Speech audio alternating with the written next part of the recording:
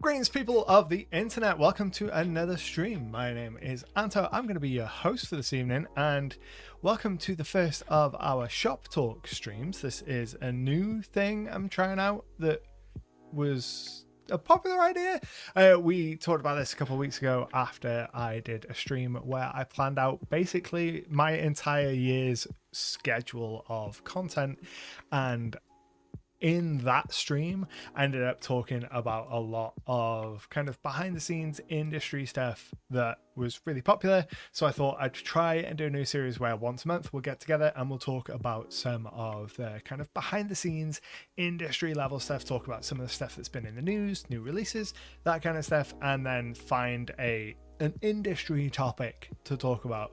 And I've got one that I want to talk about this evening, which is the broad topic of, is D&D YouTube dying? Because my subscription feed seems to tell me that it is, and we're going to get into that later in the show. I've got some other smaller like newsy bits and things that I want to cover first, but I think that's going to be the main focus of our evening.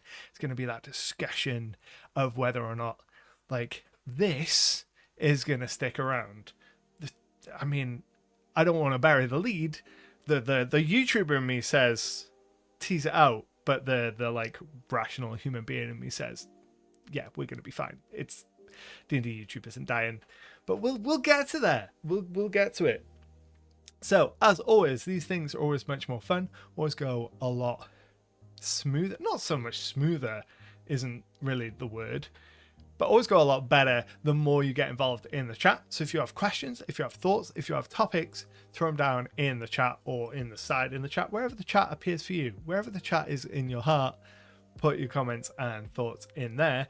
And the first thing that I want to talk about today is kind of like old news. It's like 2 days old at this point, which as far as news cycles go is ancient, but this is something that I spent a lot of my weekend talking about. Was the ENNIES, the kind of biggest award in our space, and their generative AI policy. So if this is news to you, over the last, I think it's the last 2 years, the ENNIES have had a policy regarding generative AI that products that include generative AI can submit for awards so long as generative AI wasn't used in the category that you were submitting for the award. Over the weekend, there was a big kind of kickback on that. I was talking about it over on Blue Sky. I wrote to the director of the ENNIES being like, yo, I really hope that you change this, and I'm not going to submit anything until you do. And I encouraged other people to do the same. And hopefully the buttons are working today. Let me check in OBS. The buttons are working. So the ENNIES posted this on the 26th, saying they had reversed the policy on generative AI, and starting next year, so the 25-26 submission cycle, they will no longer be allowing Gen AI submissions, which is amazing. I thought we'd start with some good news, because I imagine, as is anytime you're talking about like news, industry stuff, there's going to be like a reasonable amount of bad vibes going on at some point this evening. So let's start with good stuff. I'm really glad that the ENNIES didn't drag their feet too long after the latest round of kickback on this. I don't think that it should have taken them 2 years to get to this point, but I'm glad that they didn't dig their heels in until next year. There was talk about them after this first kicked off over the weekend. They released an initial kind of statement saying, oh yeah, we're going to take it into consideration in the submissions for this year. Will allow people to kind of give their feedback on this. So I really thought they were going to ride this out and not mention anything until next year, but there must have been serious amounts of backlash for them, and I imagine their email inboxes were probably being flooded. So they made the right call and decided to make a choice now. So good news. It means that as of next year, once they take that process out, folks like me who make third-party content, who publish stuff in the TTRPG sphere, can submit to the ENNIES and not have our work kind of Have the Well poisoned by Gen AI. So that's item number 1. The next thing that I want to talk about is news that dropped like an hour before we were due to go live. I had no intention of talking about this today, but seeing as though I heard about it today, I thought we would talk about it. Apparently, we're getting 2 more D&D books this year. What? So we were supposed to be getting the Dragon book this year, 2 Forgotten Realms books, and the starter set. But apparently now we're also getting an Eberron book and another unnamed book this year, which feels like a lot of books. So we're getting Dragon Delves, awful name, I hate it, I think it's a terrible name, in July, which is, I get why it's called Dragon Delves, because it's all about delving into dungeons with dragons. I get the theming of the name, I just think it's a terrible name. We're getting that in July, which is sooner than I thought, I think. I'm gonna check my schedule actually, because I have rough dates on my schedule from when we did that big schedule stream. It's too early in the night to start losing the ability to speak. We're not doing it. I had put down on that spreadsheet when I expected to do those things. So June is when I had put the Dragon Anthology. So now I know that it's going to be in July. So we will talk about it in June, because I'll probably get it a couple weeks earlier on D&D Beyond. And then we've got any new information about it. Let's have a looky-loo. Got some art. This is very like unlike a lot of the art that we've seen for 5th edition so far.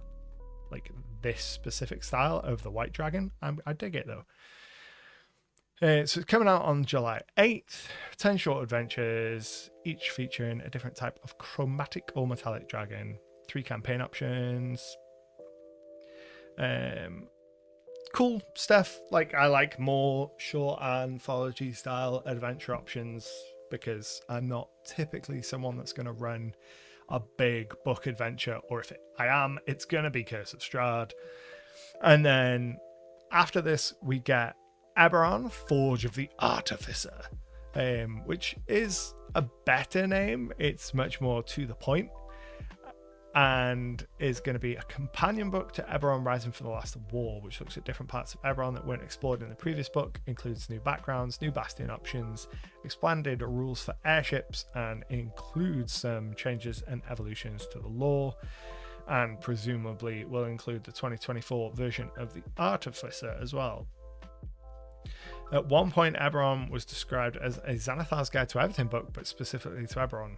That'd be kind of cool if we get a whole bunch of new options for that, some new subclasses and stuff. I'm down for that.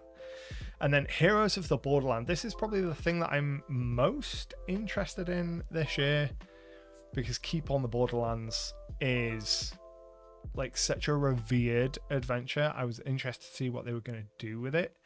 It's a return to Keeping the Borderlands, although time has passed since the adventure module. I get that. I think that that's probably the smarter way to do it, rather than do a 5th edition version of Keep on the Borderlands. Because I imagine if they did a 5th edition version of Keep on the Borderlands, all they'd really do is piss people off and no one would be happy. Whereas this way, the people that enjoy the original adventure, this isn't the original adventure redone, so they don't have to be mad.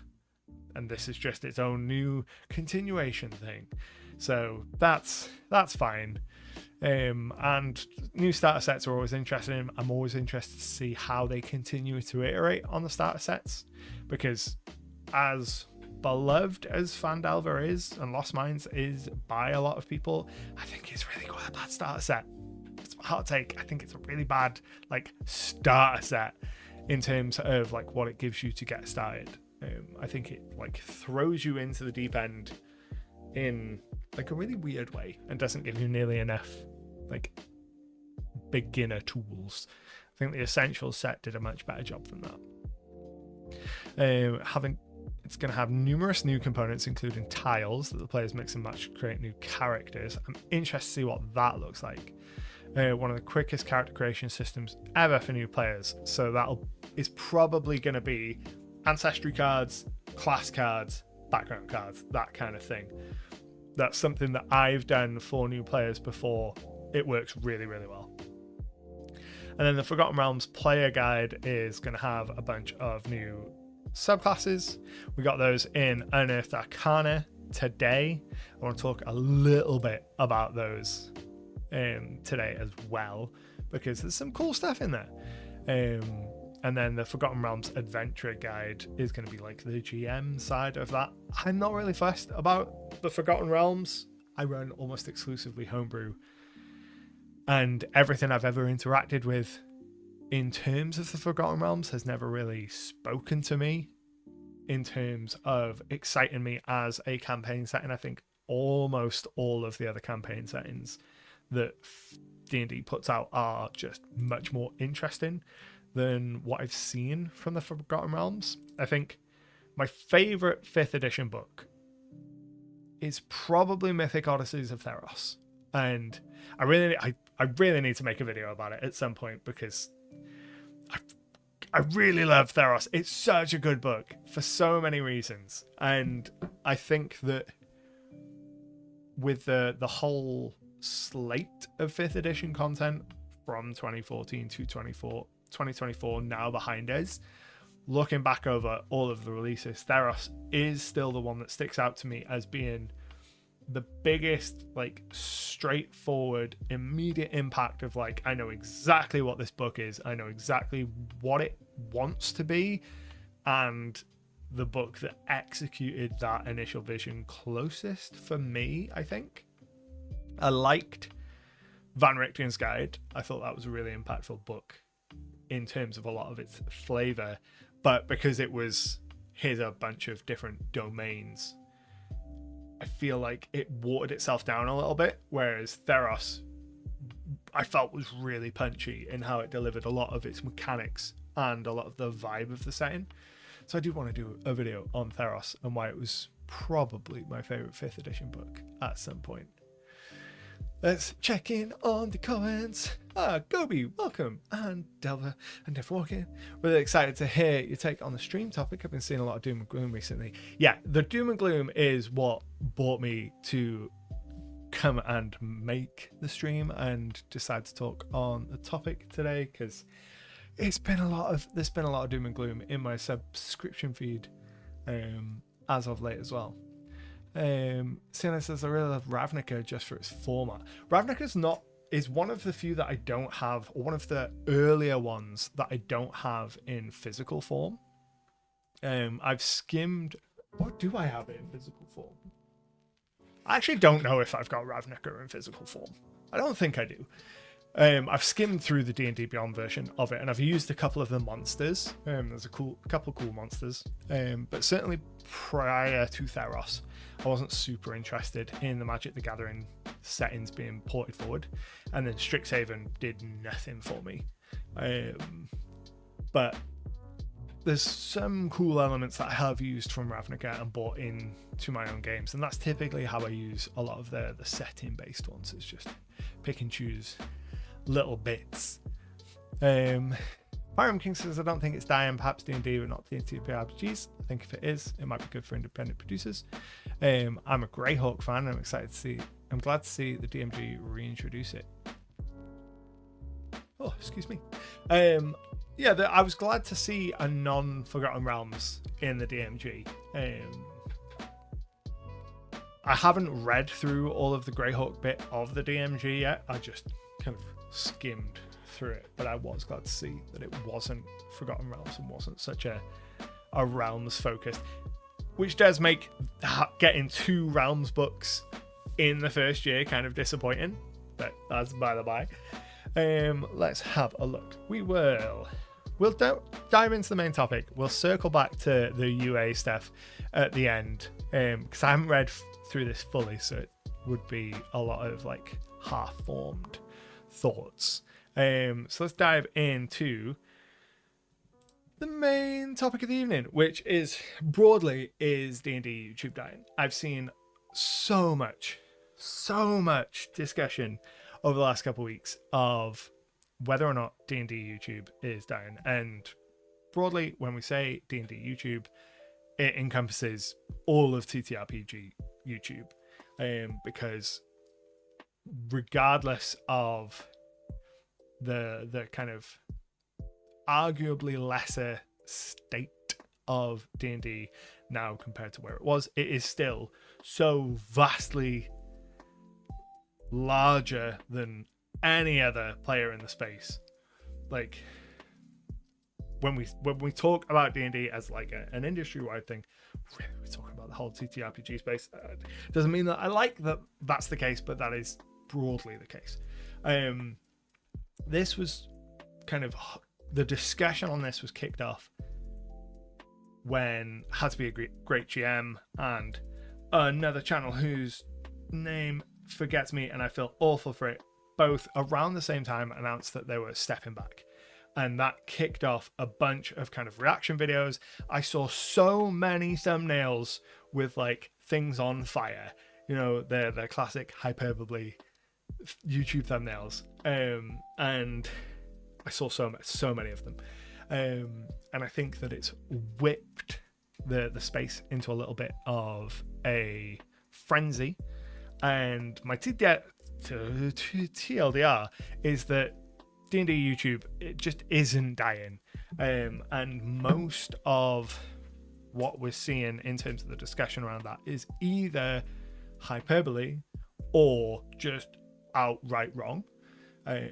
So I have been talking to a whole bunch of other YouTubers about this, and I've made comments about this in various other public places and in private places, but you only have to look at the number of new channels talking about D&D and other TTRPGs that are doing incredibly well and getting tens of thousands of subscribers and hundreds of thousands of views across all their videos in the last couple months. You know, channels like Mystic Arts has only been going for like 2 months, I think, and the numbers on that channel are insane. And you still have a numerous amount of channels that are posting videos and shorts especially, and we're going to circle back round to shorts, that are getting hundreds of thousands or millions of views.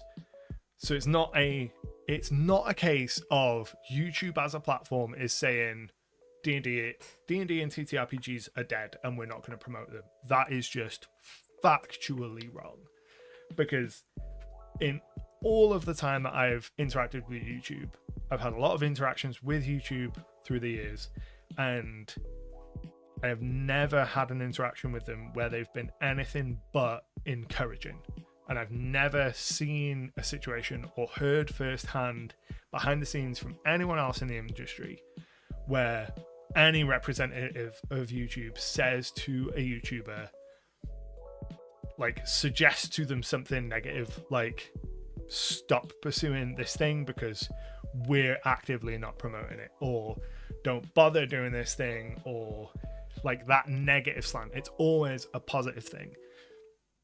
I can believe that someone from YouTube you might be in a conversation with someone from YouTube and they might say, oh, you've come to us and you've said that your channel isn't performing as you expected. Here are some suggestions of what you can do in a positive sense.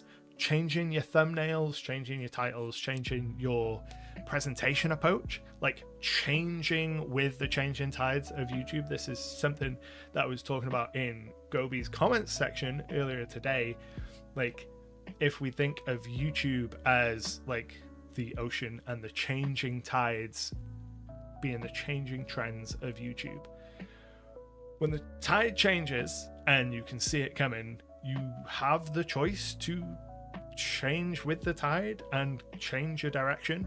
And I think a lot of what we're seeing is as a result of people not kind of changing with those tides, and so they get swallowed by the storm.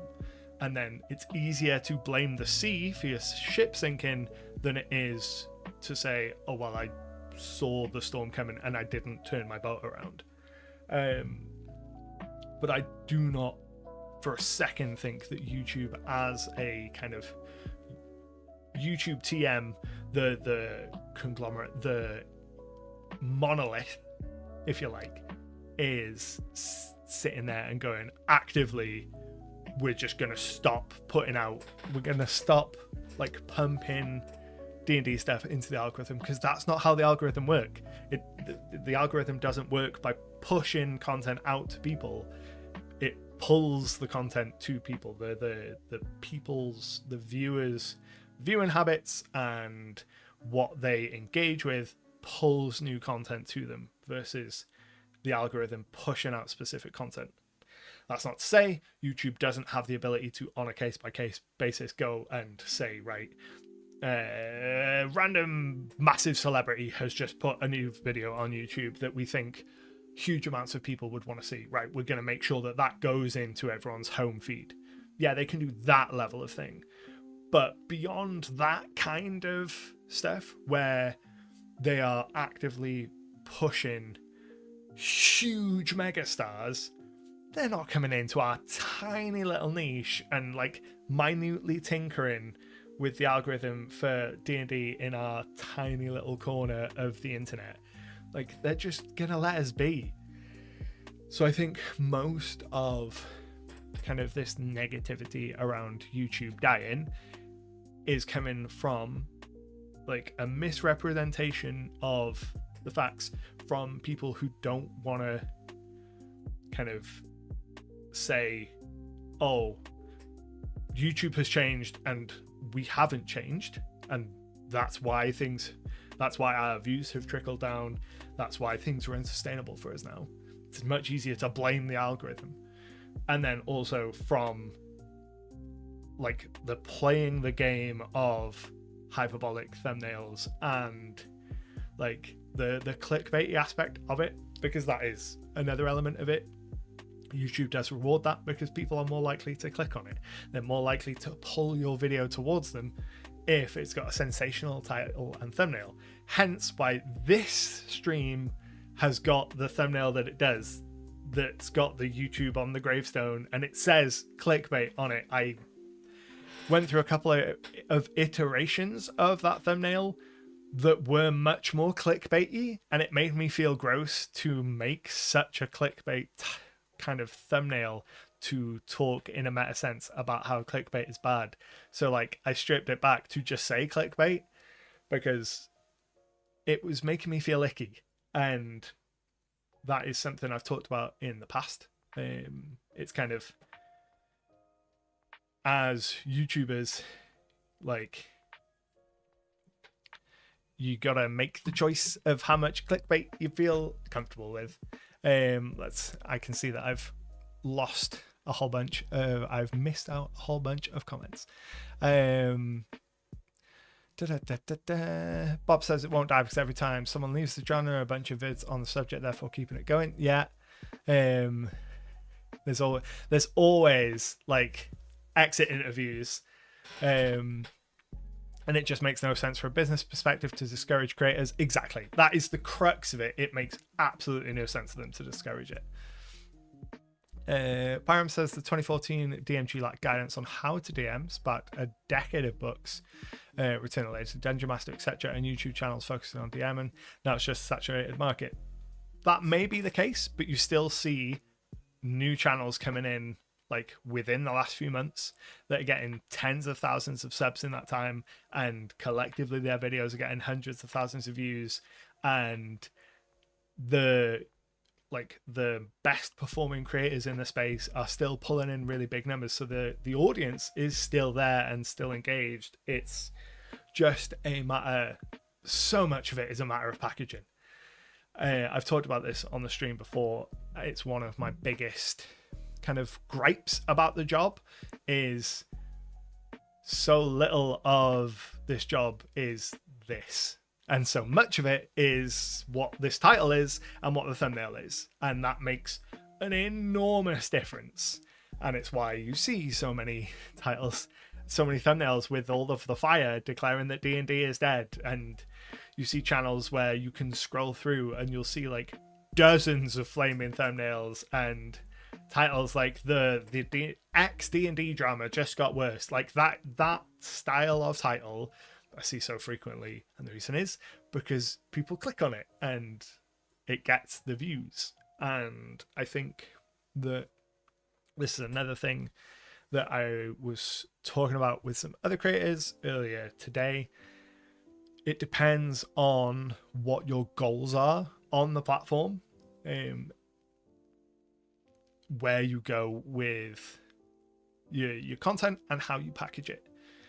So I've talked about this before, both privately and like publicly, that the like YouTube AdSense element of this, so the clicks and views element of this whole thing is like minuscule to my business. It's like 6% of my revenue. For those interested in the money side of things, I do have a video where I break down like the revenue percentages of how I make money. I do this full time, and I go through and I talk about like the percentage of my revenue that YouTube brings in, and sponsors, and like book sales, and I do the whole thing. And I think that YouTube is like 6%. It's tiny, just the AdSense. Sponsors bring in significantly more, but you don't necessarily need huge numbers to pull in sponsors. Like if you look at my channel now, like my subscriber numbers have like basically ground to a halt over the last couple of years. Post OGL, my subscriber numbers have basically flatlined, and my view numbers like post OGL have been like really all over the place. But one thing that I've been very good at doing is driving sponsor conversions and like keeping long-term sponsors. So folks that have watched the channel for quite a while will know that like sponsors like Chepeku, the map folks, I've had them on board for like 2 or 3 years now. And I have a bunch of other sponsors that keep coming back, and being able to have those long-term sponsors that you can drive good conversions out of smaller numbers. I don't need enormous views to be able to bring in enough revenue from the YouTube side of things to live on. And then there's all of the other non-YouTube ways that I make money that kind of compensates for it. If I was only making money off YouTube, I would have to change the way that I package my content, and I would have to consider, do I just make more, like, do I make like one clickbaity video a month to like pump the numbers up so that I can make, you know, it's a one for me, one for them situation, which you see a lot of creators doing. You see actors doing this a lot. They'll make one like Hollywood film where it's like broad appeal, mass market kind of thing, and then they'll make a couple of indie films, and the Hollywood film is what brings in enough money that they can live through the next couple of years while they work on the projects that they're actually interested in. And if I was making my money purely from the YouTube side of things, that is probably what I would do. I'd probably have to do more of the kind of sensational content in a month to afford me the ad revenue to be able to go and make the weird esoteric crap that I like making, like where I talk to a shoe and talk about how weird is it that magical like communication exists in this world, you know, that sort of thing. That how would you package that makes it a sexy video for someone to click on?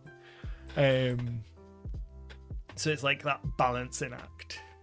I guess focus, try and catch back up. All sense I've seen your videos also have a picture of Matt Mercer, Colville, Brennan on them, which has nothing to do with them, drives me mad.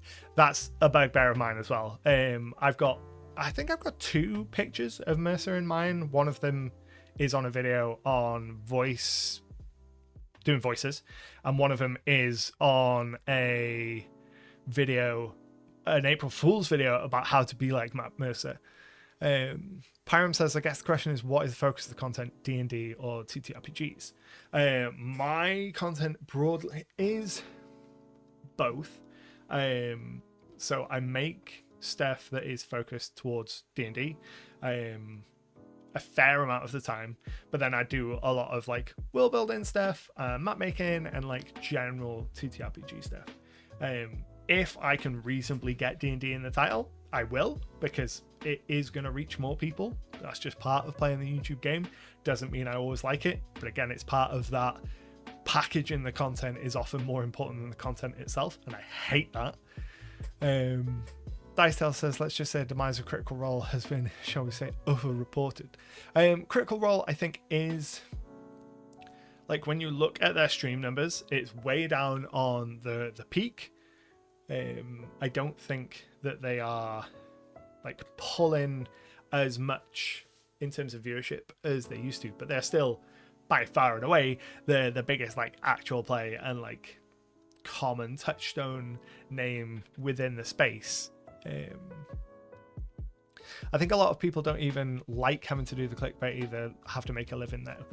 Absolutely. For a lot of people, it's not, they don't enjoy doing the clickbaity thing.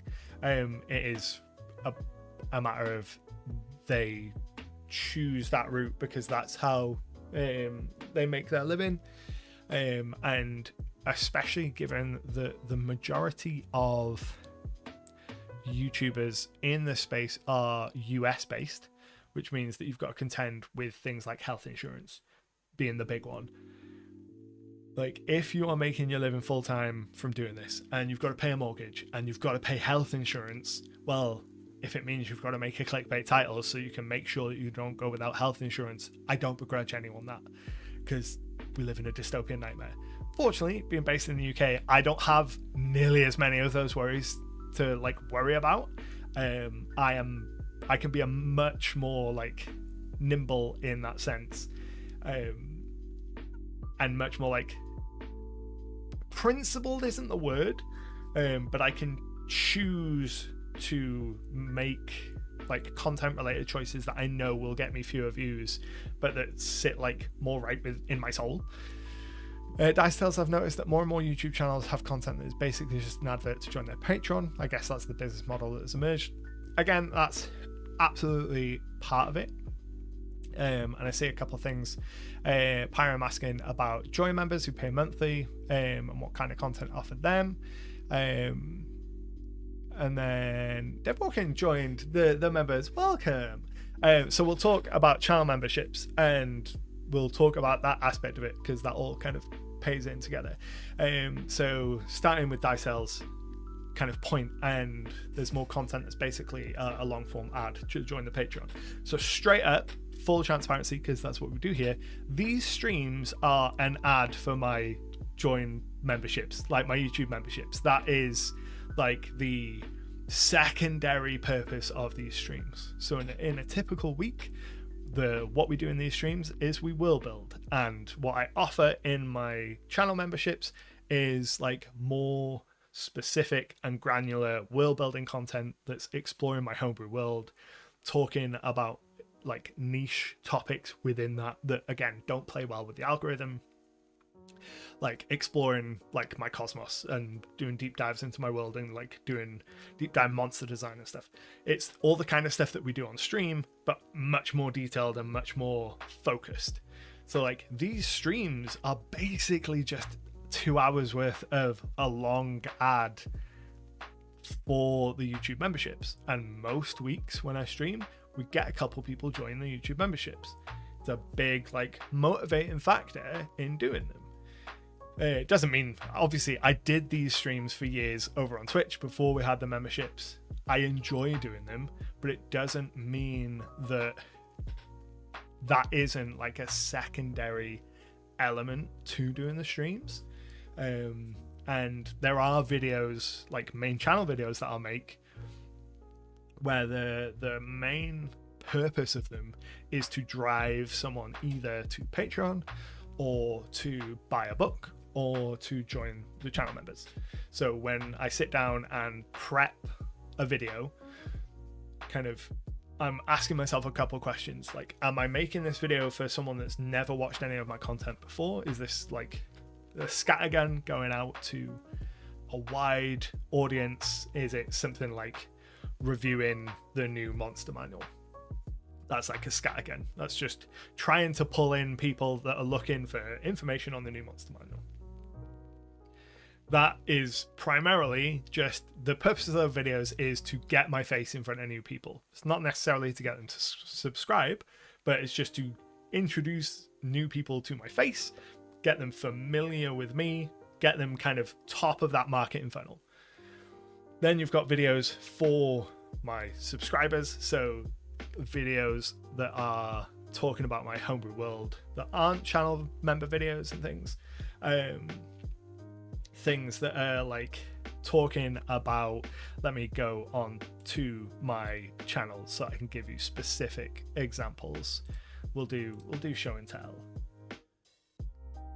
because I think that will work nicely. So we jump over to the desktop view here. So this is the view on, I was looking at myself through OBS. So you can see here, there's a couple of members only and members first video here. Just ignore them for the moment. So like this video here, my secret to immersive world building. This is a video talking about leyline world building. It's a niche, specific, nitty-gritty topic.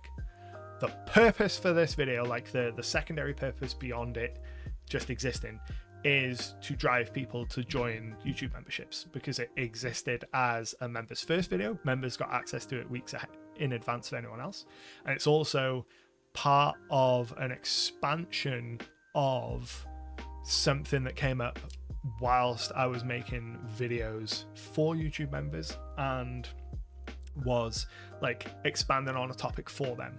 And I thought this is an interesting topic, I'm enjoying talking about this. I will make a bigger video about this and put it out, and kind of the secondary purpose of this video is to kind of not so subtly say to people, hey, you can get more of this kind of stuff by becoming a YouTube member. Something like the TTRPG gift ideas, that kind of video exists to give people last minute ideas, because I'm awful at last minute like gift giving. I always end up buying my gift right at the last minute, and I know that other people are like that. And I usually do a holiday themed video, because holiday themed videos tend to play reasonable in the algorithm because of like the trend of when they are in the year. But you also typically get pretty good affiliate click-throughs on those type of videos, because you're saying, here are a bunch of products that I would recommend. And I always include products that I've either used, actively want, do actually recommend, and then include affiliate links. And you always get a decent surge of affiliate clicks through that. So that's like the secondary point of those videos. The how I take notes, I won't forget, is a Dungeon Master video. That is a video for subscribers. So someone that subscribes to the channel, that is a video to like for someone that has been around for a while to go, oh, this is the kind of content that I'm here for. That's to encourage them to stay. And then the 5e Monster Design Workshop, that is a members only video. That's a deep dive, like 35 minutes of me going start to finish on how I design monsters. So you can see each video has like secondary purposes for what it needs to achieve beyond just being a video. Some of them are designed to get someone to subscribe, but some of them, like, their secondary purpose is to drive people to channel memberships or Patreon if I'm talking about like SideQuest and the books and stuff, or to get people to click affiliates or go through and click through for sponsors. I forgot the word. Words are hard.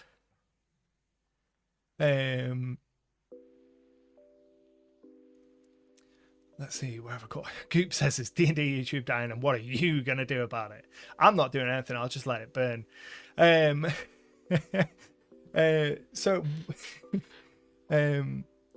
said, it worked. I've been lurking for a minute, considering I have to join. Figured I'd get more out of this channel than I do from Netflix, and just drop Netflix, so I'd be here. I genuinely, truly appreciate anyone that chooses to spend their money with me, because I know times are tough, and I really appreciate anyone that chooses to spend their hard-earned money. Like when I'm dancing on the internet, it fills my heart with joy. The only sad, Dicedale says, the only sad part about this, there are people like me who can't afford patrons and memberships.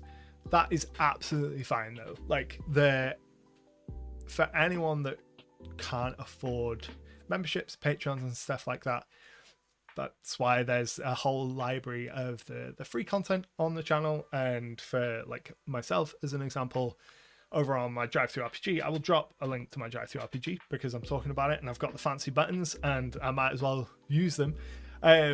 I put out free content on Drive-Thru RPG. I have a bunch of like free tools and stuff there because I appreciate that not everyone can spend the money, and I don't want anyone to feel like the only way to meaningfully engage with my content is through money. Because yes, this is my job. Yes, it is what pays the bills. But when I started doing it, I was motivated by... I started doing it because I needed to kill time in my office when I had an office, and I was like, this seems like fun. But I do genuinely enjoy doing it. So I don't want anyone to feel like the only way to engage with me is monetarily, which is why I try and make as much free stuff as I can. And later this year, I intend on once I've rebuilt my website, relaunching my email newsletter and like giving away more free stuff via the newsletter, like new free monsters and stuff every single week. Not every single week. That would be too much. That would kill me. Every month. That would be a schedule I could not maintain. Because I want people to be able to get stuff without having to like give up their money. Obviously, email newsletters and stuff, there is a benefit to me as a business being able to email people, because it means when I have new products, I can be like, hey, here's your new free stuff for the month. Oh, by the way, I'm also doing this Kickstarter. You know, it's not like it's fully out of the goodness of my heart. So like, it's not, it's, you know, it's the balance of the relationship between me as the independent business and you as the consumer, and it's, you know, that whole thing. I've pretty much become an Anto clone in the way I'm world building. That's just switched up the depth of lore knowledge. That just comes from obsessing over your world for a long period of time. Like, the lore knowledge just builds upon itself over time.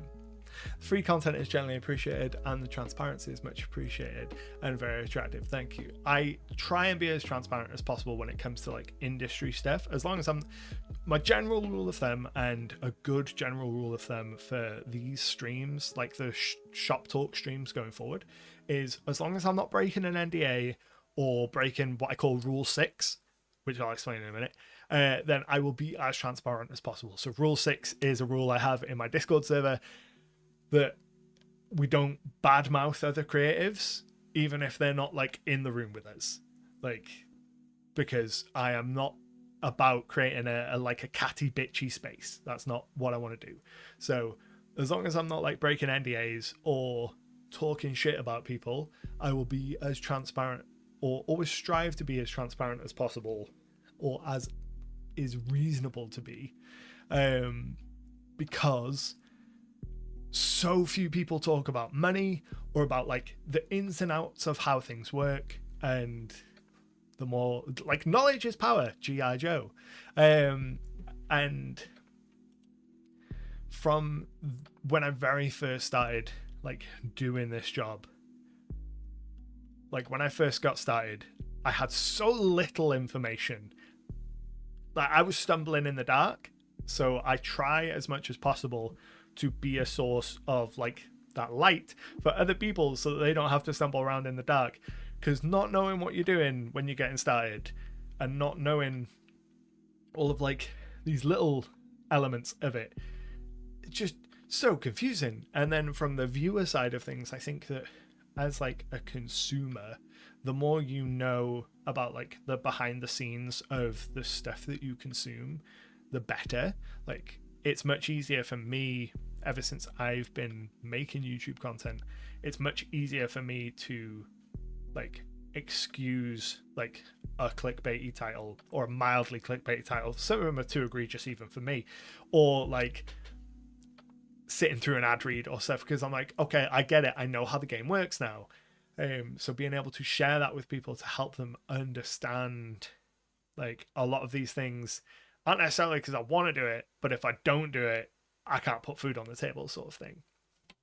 Whereas a lot of the time, I think a lot of people don't like talking about money, don't like talking about that aspect of things. So they're doing the stuff that make you feel kind of icky, but they're not giving you the context of, we don't like this either. Dicedale says, I try and never say anything on YouTube I wouldn't say to someone face to face in person. Don't need to add to the world's negativity. Exactly. Like, in general, I treat every interaction I have online as someone's either going to clip it or screenshot it, and always keep that in mind.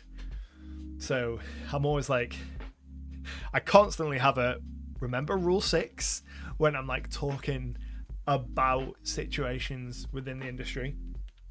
And in the Discord server, I'll be having discussions and there'll be like a spicy topic, and I'll be like, I'm being mindful of rule 6 when I say this, but I think that this person acted in a not great way, and here's why, in a very like polite manner, versus wading in and being like, this one's an Ovid.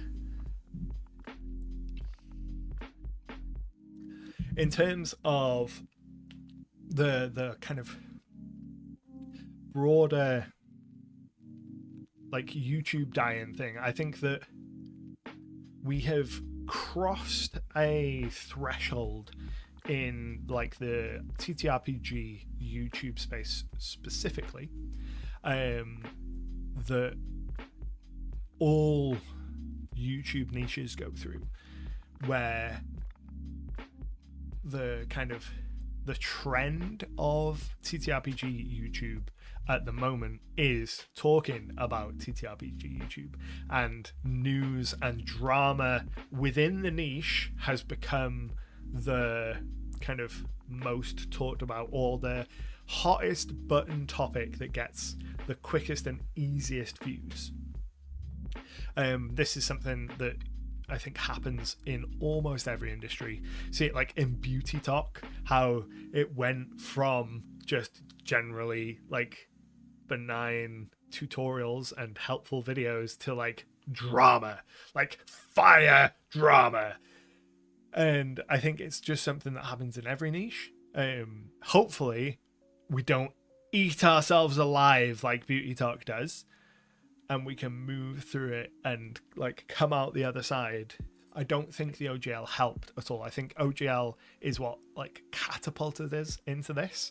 I think a lot of creators saw the power of clickbait in a way that they'd never seen before, because prior to OGL it was hard to clickbait D&D. Post OGL, really not hard to clickbait D&D, because we keep getting reasons, very valid reasons, for petty outrage. Sienna says, do you have a video on how you got started making SIDEQUEST? Do you mean the mechanical element of laying out the thing and like writing it, or like the inspirational side of things? Pyram says, started using Legend Keeper and your videos have been amazingly helpful. Thank you. You're very welcome. I'm glad they've been useful. For newbies, what's the OGL? So the OGL was the Open Gaming License. It's the license that allows third-party publishers to use the D&D rules without fear of repercussions. Wizards of the Coast tried to take that license back in 2023, and there was a big kickoff and pushback against that, and they kind of walked that back. And for like 6 weeks, the entire industry was on fire, and no one that works in this industry slept. Like, I don't think I've ever been so stressed in my entire life. I was just in the middle of putting out a book. I was just about to go to print on my first book, and it was up in the air whether or not it would be like I'd be able to go to print with it. It was bad times, but we came through it. But during that whole period, there was hundreds of videos talking about it every day, which got enormous amounts of views, most folks that made videos before that period, through that period until now, you look at their view metrics and you see the big spike during the OGL. And the lesson that a lot of us learned during that period was, wow, there's drama. People really like it. And some channels just never came back from that. Like, I have made my share of dramatic videos. Even fairly recently, I made a ranty video about Wizards of the Coast and the way they were marketing the new books. That wasn't so much a intentional like clickbait hyperbole angle. It was more of like, this really niche thing is really doing my head in, and I have to like get this rant out because I'm talking about it everywhere, and I just need one unified place to rant about it. But I am not innocent in the use of clickbait. I made a Pathfinder video last year, that the first thumbnail for that was much more sensational than any video I've ever made, and got enormous pushback from it. Like, when you look at my view graph, massive spike in views, but also massive spike in like abuse comments, and those two things usually go hand in hand, unfortunately. I'm having a bunch of content go like kind of viral over on Facebook of all places at the moment. Some of my short form stuff, one of them just hit 1 million views over there, and my notifications are going absolutely cocoa bananas. And I couldn't do that on a regular basis because you just can't keep up with it. You just have to be like, right, okay, I'm just going to have to hope no one murders each other in these comments, because I cannot spend, there's not enough hours in the day for me to maintain the comments. I'm a little confused, excuse me if you don't mind. Don't make too much ad revenue and more from selling books and content, then why worry about more subscribers? So I don't worry too much about subscribers. Having subscribers is nice, because it's another data point in like the algorithm pulling your content to people. You know, if someone's chosen to click subscribe, that's another indicator among many to the algorithm to say, hey, show this video to them again, because they've clicked subscribe, they've chosen to engage with the video, they've watched the video, they've done the other stuff. So it's going to go out to them again. But I'm much less concerned about subscriber numbers than I used to be. A big part of that is because of short form content. So right at the start, I talked about how if we imagine the landscape of content as an ocean, and like change being a storm, and you can choose to like let the storm like wash over you, or you can choose to like change direction so you don't sink. Short form content for me has very much been like that changing direction. I make pretty much daily short form content now, and that has been my method of looking at what the YouTube algorithm seems to reward at the moment, and just everywhere seems to reward short form content. I've tried short form content in the past and it didn't really stick, but I tried it again the tail end of last year and it performed really well. So I was like, cool, the algorithms of these various social platforms are seeming to reward this. It's doing pretty well. I'll lean into this. I'll try making daily content. Did it for a month. It did bonkers numbers. I was like, cool, I will do this as close to every day as I can, which helps like not only pump the channel's numbers up, which is nice from a big numbers go up point of view. You know, the caveman part of my brain is like, ooh, numbers are big. But also the rise in the views from the short form content also does help with the long form content, because when you get more people engaging and coming back for the short form content, it's all part and parcel of like an indicator to YouTube that, hey, this creator's content, people are watching this piece of content and they're watching the next piece of content. So when they put out any piece of content again, it's more likely that it'll show them to you. So like change in that direction, it's not really a change in direction because I'm still making pretty much weekly long form sort of 20-30 minute videos like I always have. But adding in those daily short form videos has had a massive impact in the like viewer numbers on the channel, in the like general viewer behavior on the channel, and it also has changed my relationship with the content. So I'm not depressed if the video, the weekly video I put out doesn't do well, and it's like a 10 out of 10, the 10th worst performing video of the week, because the next day there'll be another video and I'll get another out of 10 video like indicator, and the cycle just resets every day. And that like numeric ranking that YouTube gives every video that you put out, it tells you how well that video has performed based on the last 10 videos. So because I'm putting out videos every day, that number changes every day and I can't dwell on it, which means that I don't get as upset in the long term. I don't have a whole weekend ruined by a bad Friday performance, because on Saturday a new video comes out, on Sunday a new video comes out, on Monday a new video comes out.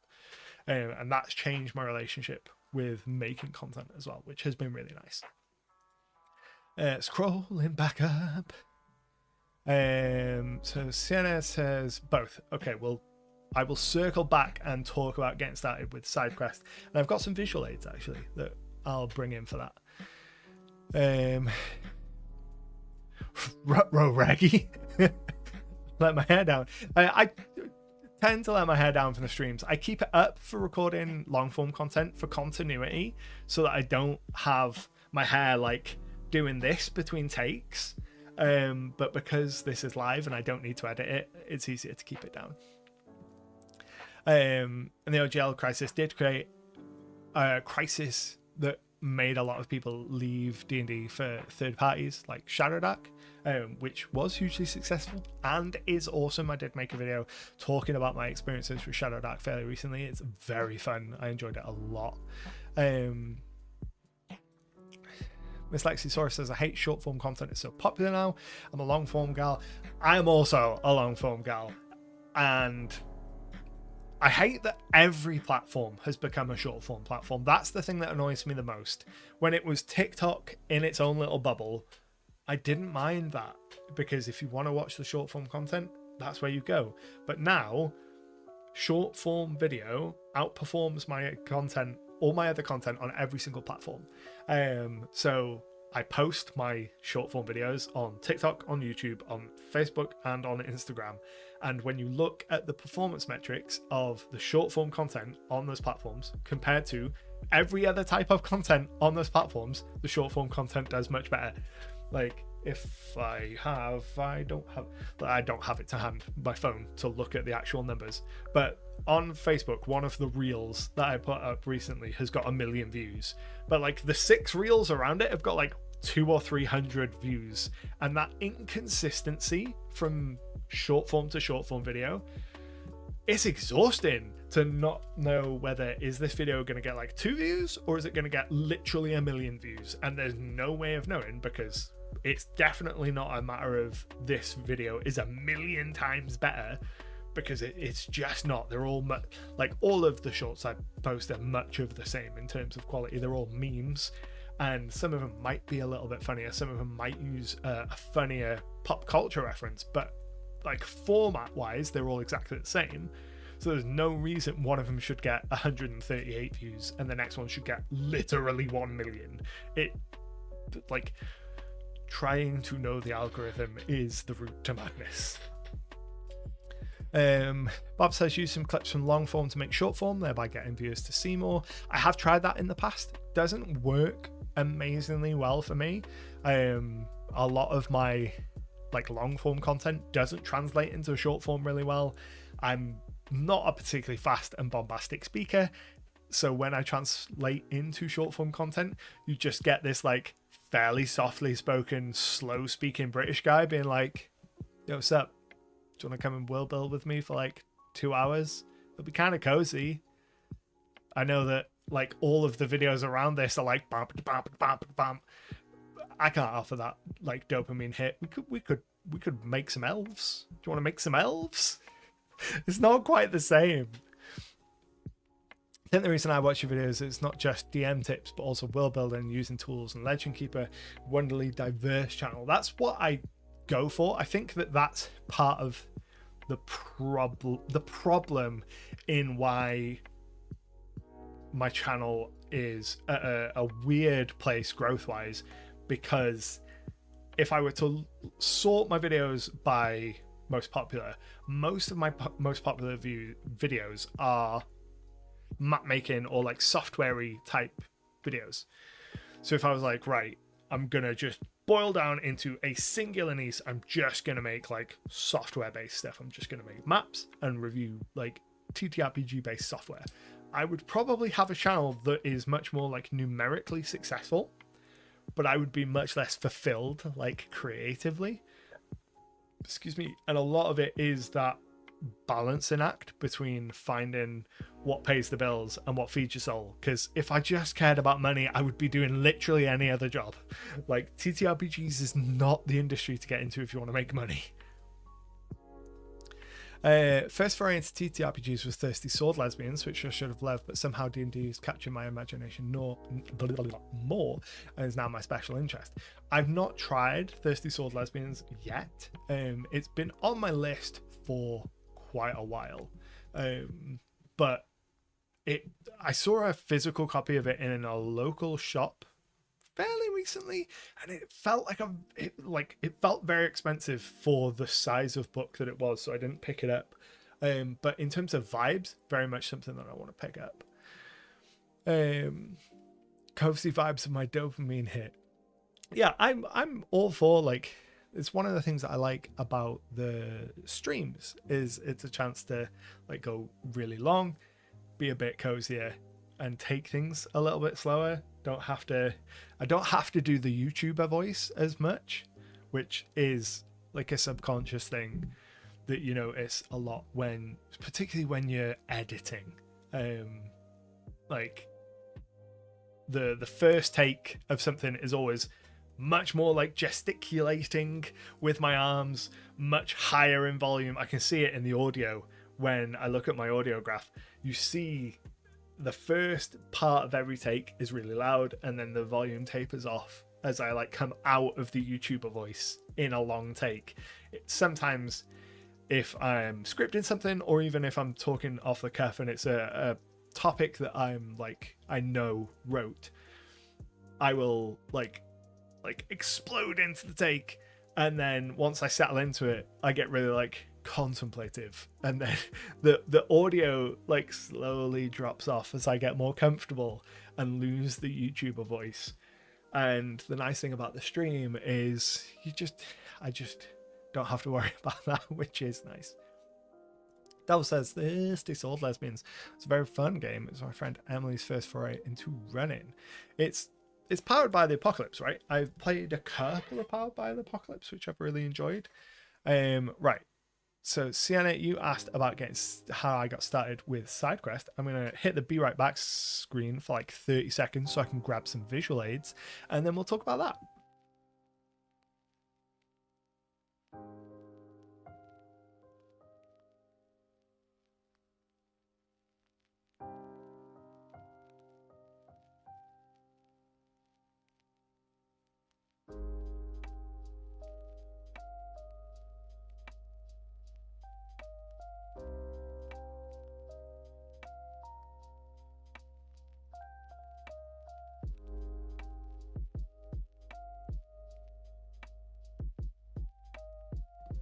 I knocked like 8 million different things over on the way. Fine. Everything's fine.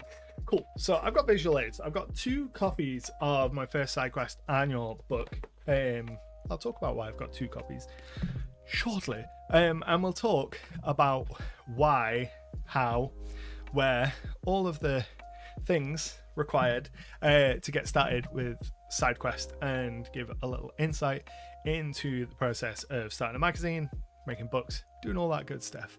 Dice Tales, thank you for joining, and I hope that you enjoyed it and found it useful. So SideQuest started as kind of an evolution of what I was doing on Patreon at the time. So I'd had a Patreon for maybe 18 months, 2 years, a fair amount of time at this point. And I was putting out content for a while anyway, in sort of dribs and drabs. A couple times a month I'd put out like a short adventure here, a couple of NPCs there, and there was no rhyme or reason to it, and it was difficult to find like a direction to take the content on Patreon, which made it difficult for me to market the Patreon. And it also made me feel guilty about asking people for money. It was difficult for me to say, hey, come and join my Patreon. Here's the specific things that you're going to get. Here is the tangible benefits that you're going to get for your hard-earned money, because it was all like all over the place. So SideQuest was kind of born out of that idea. I grew up with gaming magazines, Dungeon, Dragon, White Dwarf, and every month I would pick up a new copy of White Dwarf and I would absolutely devour it. It didn't matter if I was playing all of the systems that they were talking about in it. I would read it cover to cover, even if I didn't understand all of it, especially at the start. But it just filled me with so much inspiration.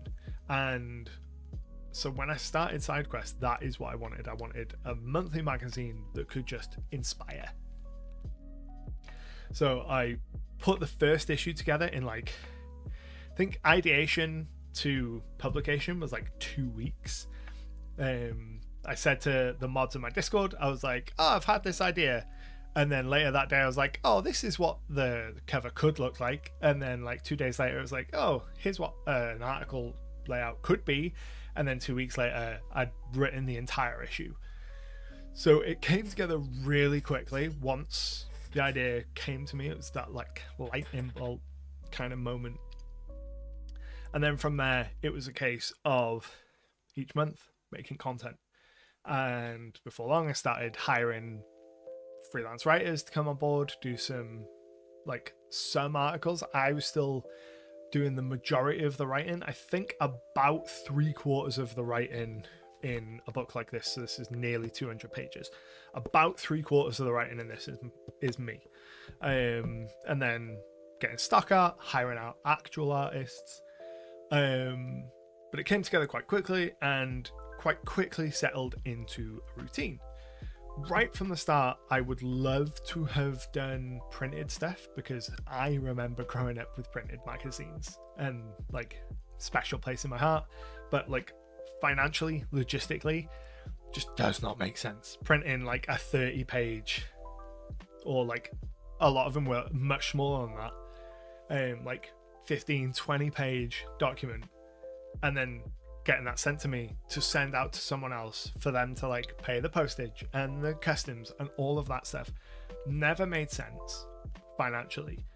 And at the like page count that it was operating on, print on demand didn't really work as well. It wasn't quite big enough for print on demand, so it stayed as digital only. And then at the end of the first year of content, I was like, I could bundle this all together and make an annual. Again, I'd grown up like on like Beano annuals and like comic annuals as a kid, and I was like, I know the annual format, it's something I'm familiar with. This is something that I could do for the magazine. Thus, annual 1 was born. This is like the initial kind of ideation of the annual format, and is like rougher because of it. Like it is much longer than annual 2 or 3, because it was just taking the 12 issues. Everything after this was written with annuals in mind, and that makes a difference logistically. I'm dying because more pages, more money, more expensive, the whole logistic side of things.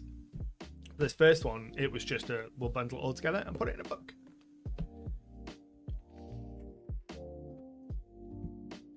And like learned a lot on this book. Like the first, I think 10 issues of SideQuest were initially laid out in A4 format, this book is in US letter, as most TTRPG products are either US letter or half letter.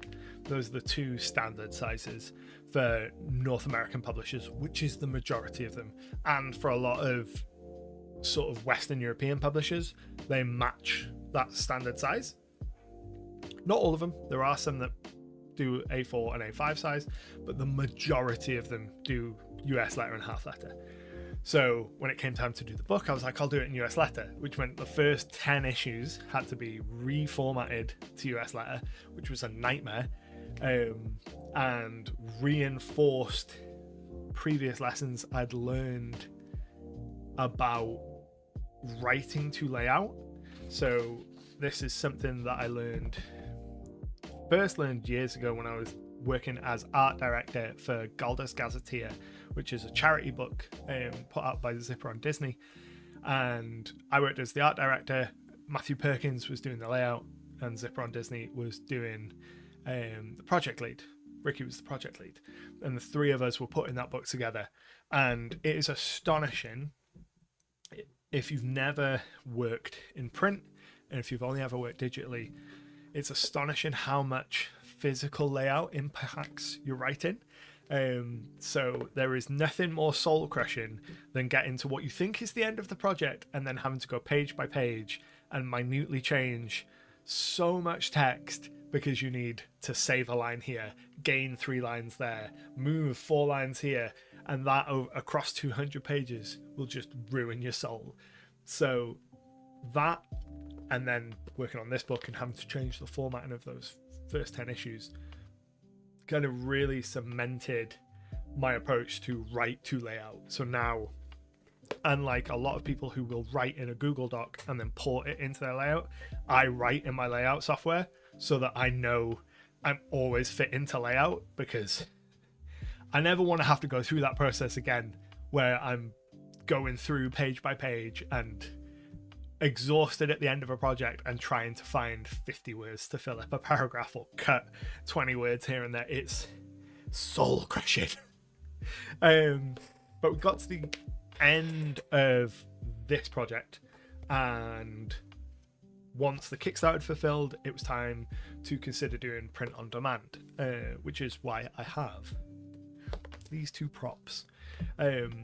So the typical way you do print on demand in our industry is through DriveThruRPG. Again, my DriveThruRPG store linked in the chat, wherever that is on your screen. I've had this book on print on demand on DriveThruRPG for several years.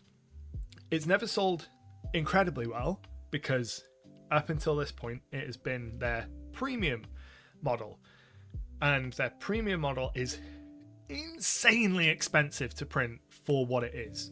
DriveThruRPG print on demand is frankly atrocious quality compared to literally any other print house I've ever worked with. They use the oldest file formats, they use the worst quality paper, they have no visualizer, so genuinely you can send away a PDF to be printed and then get a garbled mess which is obviously wrong back in your hands, and you think to yourself, how did someone take this off the printer and think that this was okay to send to me, because it is an obvious mess. So it's a nightmare working with drive-through print on demand. Price in hair, everyone watching. Oh, that kills me. I appreciate it though. So what I have done recently is DriveThruRPG has a standard print format as well as their premium. They recommend the premium format because of course they do, it's more expensive. But I had never seen the standard format for myself. So I ordered 2 copies of my first SIDEQuest annual, 1 standard, 1 premium, and I have been going through and making notes and looking at the difference. And the short answer is, for most publishers, the standard version of print on demand from DriveThruRPG is going to be the one that you're going to want to choose if you're publishing what I'll call like a D&D standard. So like, as an example, like a white or an off-white page with like mostly text and then some spot art, like this kind of thing. If you're making something that broadly follows that kind of format, the standard version of DriveThruRPG's print on demand is going to be sufficient. If you're making something like Morkborg, which is bold, punchy colors on literally every page and multiple pages where the full page is color, then premium is probably going to be what you want to use. But I just picked this up. I didn't actually know which one I had in my hand until I checked the little marker that I put at the back of it, because I marked both of them because they are so similar that without that marker, I can't tell consistently for every page. I did a whole bunch of blind tests earlier today on a page with like a 2-page spread with a bunch of text and a couple of spot art pieces. I can only pick out the premium product about half of the time. On a full page spread where you've got like, I can't find one now, I'll be sweeping like something like this, like where you've got big bold colors and art. I can pick the difference out between the premium and the standard on them every time because the premium is more saturated, but I've shown it to a couple of people and like side by side and said, which one is your favorite? And there was no consistency in the favorite. So like, unless you're doing like Morkborg style, loads of color on every single page, I'd say if you are a publisher, like a small publisher, and you want to do print on demand through DriveThruRPG, go with the standard option because it is cheaper. And what that means is you can maintain your profit margin, but the customer can get it cheaper. So what I've done today, I haven't even posted about this yet. So that's how much of a scoop this is. I went through today and I dropped the price on the SideQuest annual. So previously, the physical copy of the SideQuest annual was $49.99 on DriveThruRPG, which is frankly an outrageous price for the quality of the book that we were getting, but that was the only way to maintain a profit margin that was worth doing for me. But switching to the standard print version, which is almost identical, like if I pick it up and switch to a random page, I'm only going to be able to tell the difference half the time. I can maintain the same profit margin and drop the price down to $35, which is way more swallowable and way more acceptable for a book like this for the end customer. So you get the product cheaper and I don't lose out on any money, which is just a win all around. So if you are a small indie press and you're putting things out through DriveThruRPG on print on demand, like I say, unless you're using like enormous amounts of color on every single page, go for the standard, maintain your profit margins, give your customers a more affordable like price point. That would be my recommendation. So I will like publicly announce that to everyone like across social media tomorrow, because it's nice to be able to say, hey, I'm dropping the price of the book by like $15. Sienna says, I like to get to the point that I make field guides to my world that are in a sketchy watercolor travel journal style, so this is good information. For watercolor style, I think the standard version will work perfectly fine. It uses, I think it's ever so slightly less coated paper, so the colors seep in a little bit. For a watercolor style, I think that would fit that vibe really nicely. Jack says your YouTube shorts are killing it. Yeah, they are performing really nicely. And I talked about this a little earlier, but they are uplifting the channel, which is really nice. And makes like we're hitting the point where I'm losing the ability to speak again. Lexisaurus says, just slanging the first SideQuest annual and Night of Adventure Volume 1 in my basket for payday. I appreciate you. Thank you very much. I do also want to get more printed copies of Night of Adventure Volume 1. I also want to make Night of Adventure Volume 2 as well. I've had the cover in my mind. There's a piece of art that was splash art for SideQuest Annual 2, and it sits as an interior full page in the Year 2 Annual, but it deserves to be a full cover piece. And I think that when I get around to it, it's going to be the cover for Night of Adventure Volume 2. I just need to write the adventures for it, which I'll get to like next year maybe. But yeah, I think that's broadly all of the things that I have to say this evening. So go ahead and put any comments, questions, anything you've got like that in the chat box. If you've got any questions about industry stuff or anything like that, go ahead and throw them down below while I hydrate before I die. Because talking for like 90 solid minutes, it's hard. It's hard, y'all. And I'm also going to get another visual aid because I got a present from YouTube today, if I can find it. So I did a boot camp with YouTube at the end of last year, where me and a bunch of creators got together with like one of YouTube's partner managers, and they like guide you through a bunch of stuff. I did a boot camp for YouTube memberships, and as part of that, I've been sent a bunch of YouTube swag, including a little YouTube hat, which I've not taken the tags off, but like it's so cute.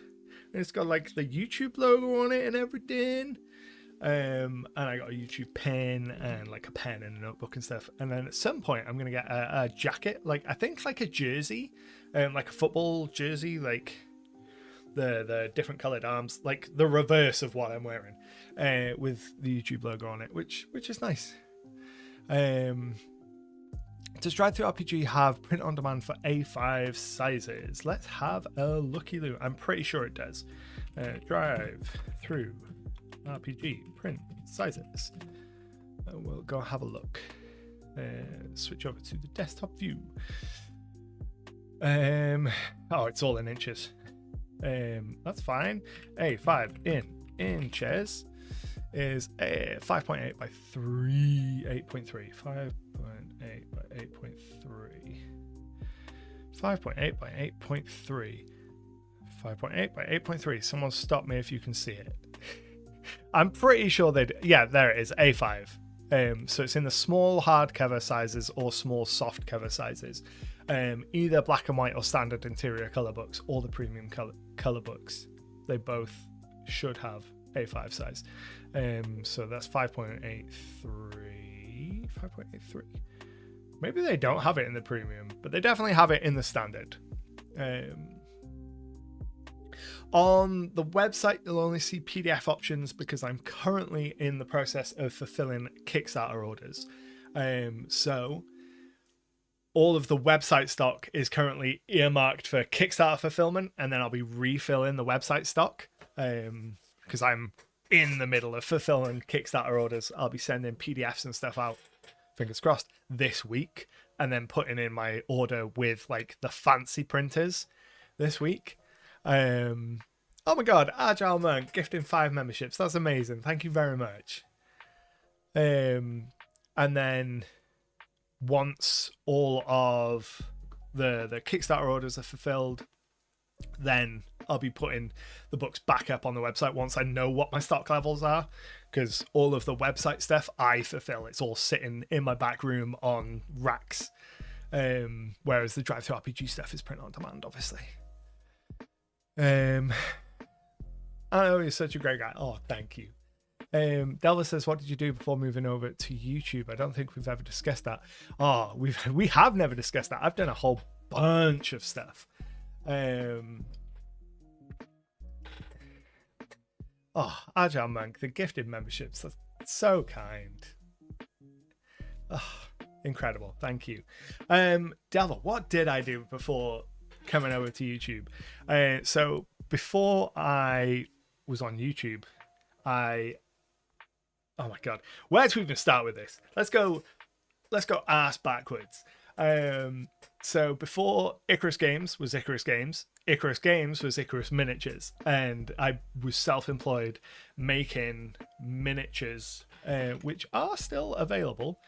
Let's jump over. It's incredibly rare that I talk about them because the crossover isn't super strong.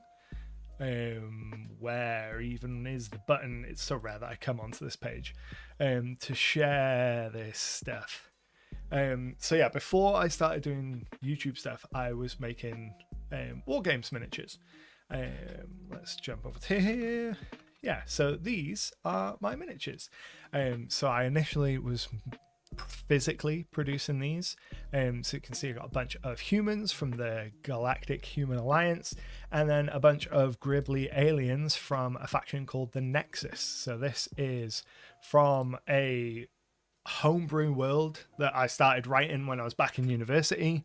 I spent years like writing lore and stuff. I wrote a tabletop skirmish war game around this whole thing. I got a bunch of miniatures made, went to Kickstarter, funded on Kickstarter, started producing all these things, started selling these miniatures physically, like out of an office. I rented an office, like would get the miniatures sent to me, packaging them out, do the whole shebang. And whilst I had that office, after I'd finished fulfilling the Kickstarter for that, I found that like the office, I had too much free time in the office basically, and I was like, right, okay, I've got a camera that I'm using to take these pictures. I've been making things, like the background of that photo that's on screen now is like all blue foam that I built and painted. You know, I've been crafting for this, so I've been doing stuff like doing hobby related stuff for this anyway. I might as well make some videos. So I started making hobby, like war games, hobby related stuff, tutorials on making scenery and painting miniatures and things like that. And I did that for like a year, 18 months before I switched to D&D stuff. I had done a 3-part series where I made a diorama of Jeddah City from the Star Wars film Rogue One. The city built into the cliff with the Star Destroyer set above it. Really proud of the diorama overall. The videos performed awfully. It took me a month to make. It was a 3-part series. Nobody watched them. It crushed my heart and soul. It was my first crushing experience on YouTube. And whilst I was editing those, because they were taking so long, I needed something to put out. And I had no like terrain stuff to put out, no miniature related stuff, but I was doing a lot of work on OneNote with my D&D campaign at the time, so I was like, I'll just make a video talking about this thing that I'm doing with D&D and I'll put that up.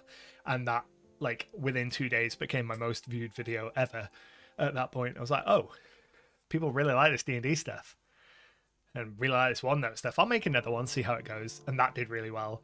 And I was like, cool, I'll make D&D videos until they don't perform well. And yeah, it's been like 7 years. So the whole falling into TTRPGs kind of happened by accident. Like, I was doing a whole different thing and just started doing TTRPG stuff because I needed to fill time for like another production cycle week for something else. And then this just did better, and then I just stuck with it because it was doing better. And that is the story of my professional life. I'm never married. I've never been married to an idea, and I've made this joke before, which might have been why someone mentioned shoes in the chat earlier, and I think I've mentioned this joke before, that if I made a video tomorrow talking like reviewing shoes for some reason, and it popped off and did incredibly well, and I enjoyed it, I might just become a shoe channel. Like, people will often, because I do this full-time as a job, people often assume that like I live and breathe it and it's the only thing that I care about. But like, it is a job. I do care about it. I do love it. But like, I cared about and love doing miniature stuff, and I still do it as a hobby. I like, outside of doing this as my full-time job now. But if something else, like if I needed to pivot the business again, I'd pivot the business again.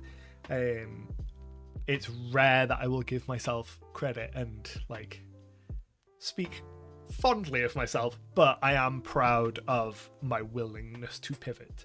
I've done it several times since I've been self-employed, and I think it's one of the reasons that this year is 10 years since I've been self-employed. Which is a lot longer than a lot of businesses make it. But I think part of the reason is because I'm so willing to be like, this isn't working, fuck it, let's do something else.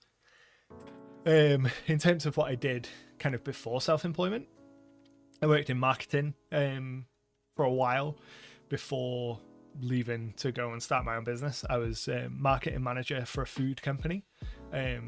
Funnily enough, like 2 days into the job, found out that they were getting a catalog made. They'd hired out to an external company to have this catalog made, and they were getting samples and stuff of potential layout, and I had nothing to do that day, so I mocked up a layout for the catalog, took it to the managing director and was like, here, you could take this to the marketing company as like a direction for us to go with, for them to do the design. And he was like, I like that, we're gonna fob off this external ad agency, like this design company, you're gonna design and lay out this catalog. Like, this multi-million-pound food company was like, you've been on the job 3 days, you're now the one that is solely responsible for the catalog that's going to get us all our business. You're going to do all of the layout, all of the writing, all of the photography. This is your baby now, have fun. So, like, it kept me in work for the time I was there and gave me a lot of the skills that I would end up using in this job. But absolutely not what I was hired to do.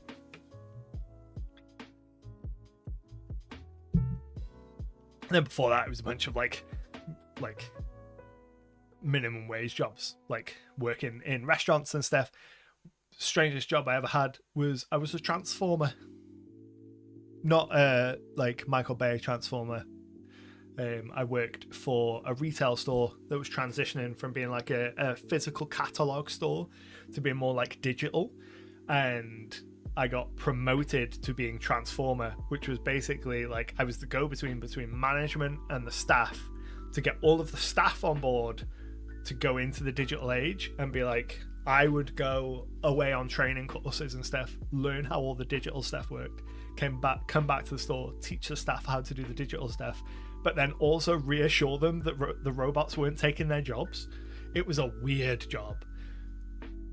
Worth it just to be able to put transformer on your CV though, because anytime like after that someone would look at my CV, they'd be like, what is a transformer? And they'd be like, what? I don't remember telling me about it. Have I not? I cannot believe I haven't told you that I was a transformer. Yeah, it was for Argos.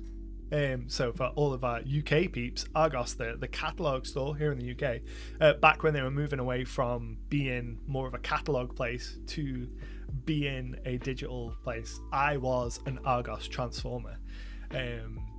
Weird job, like really weird job.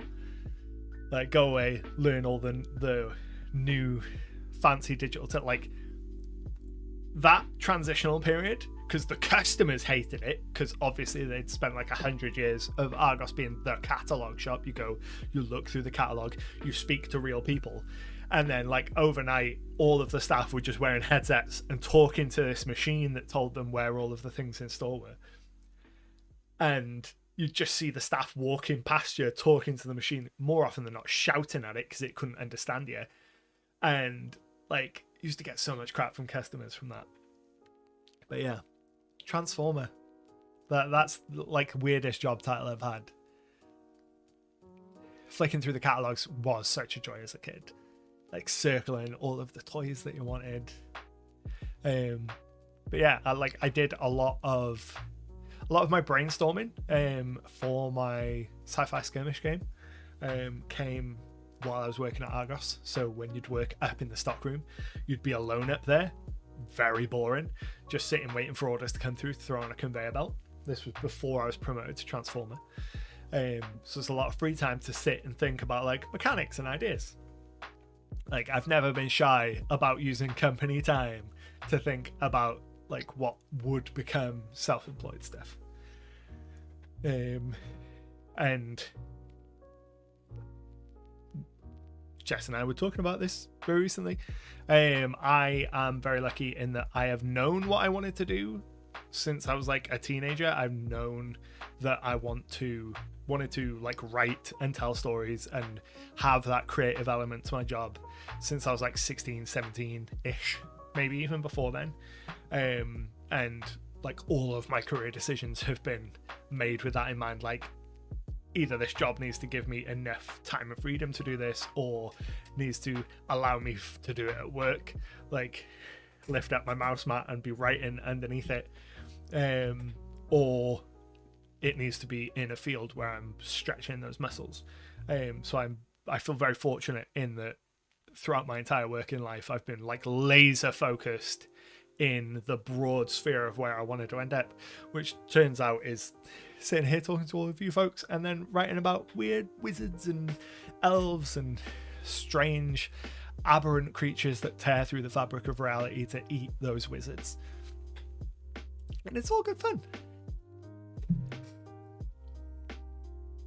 If anyone has other questions while I choke on my water that's gone down the wrong way, throw them in the comments.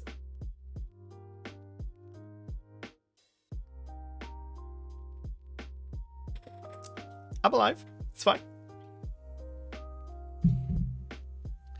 Oh, Bob's at work now. We love to see it. We love to see the misuse of company time. We approve. Oh.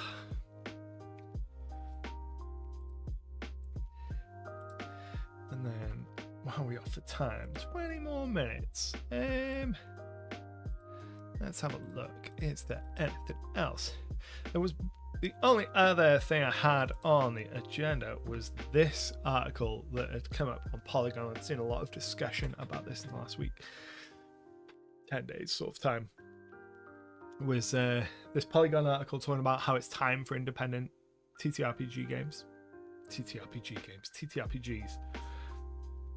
to get loud, and like a lot of people took real umbrage with this article for suggesting that the reason that people aren't playing more indie TTRPGs is that they're not being loud enough about it, and I thought that was a real strange case to make when all of the indie designers I know are doing absolutely everything they can to get people to listen to them when they talk about their work and to get themselves heard out there.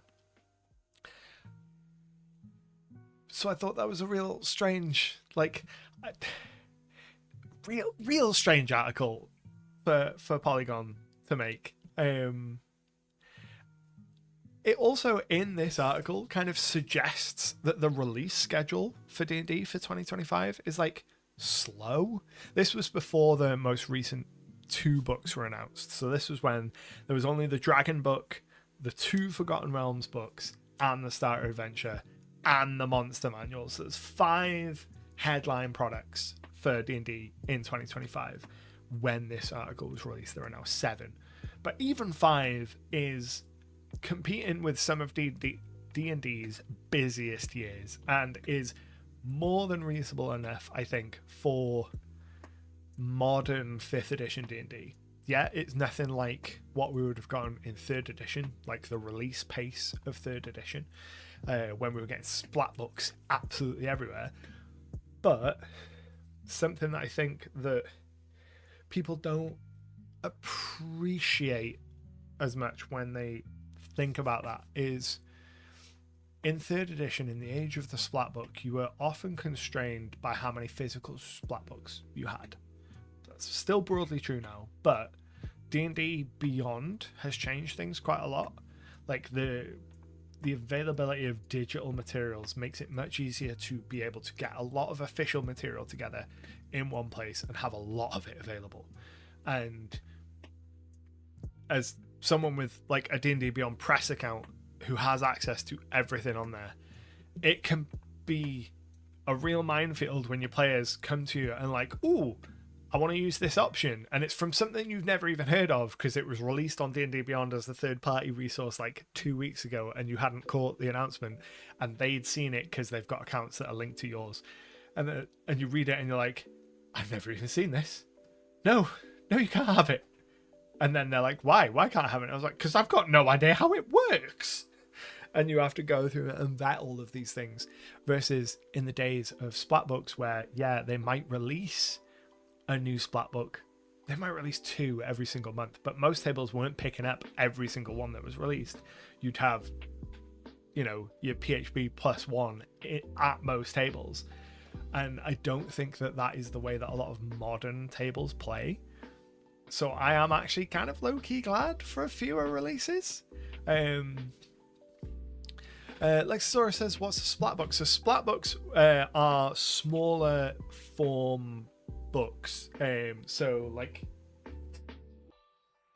yeah, you've got the big hardcover books like this. A splat book would be something that's like maybe 32, 64 pages, much smaller in scope, usually much more narrow in focus as well. So during the days of 3rd edition, you used to have a lot of splat books that would be focused on a single class. So you'd have like the book of fighters, and it would just be a small up to sort of 64 page book that just focused on fighter options, and that's all it would be. Or you'd have a splat book that would be just wizards and just focus on wizard spells. And during that time, they'd release so many of them. Pathfinder still does this. Pathfinder, through its adventure paths, adventure modules, and all the various other things, puts out an actually astonishing amount of content, and it is incredibly difficult to keep up with.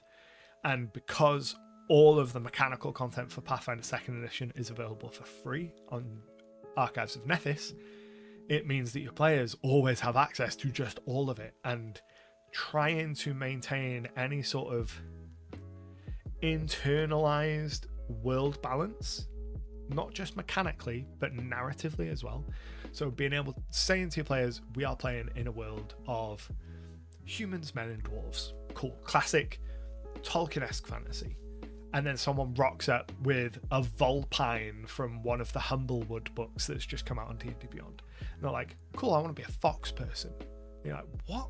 No, this is the campaign that we're playing. And they turn around and they hit you with, well, it's official, it's on D&D Beyond.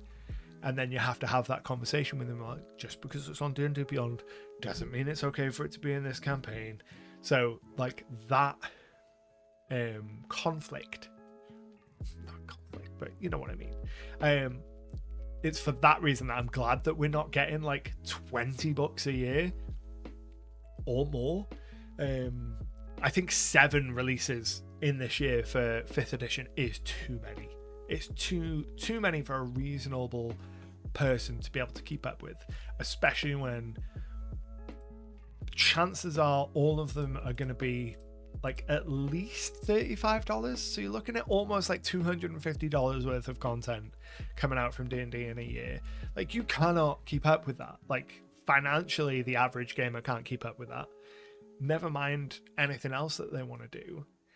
But there will be a lot of tables where a player might pick one of these books up and come to the table with it and be like, oh, I want to use what I've bought in this game.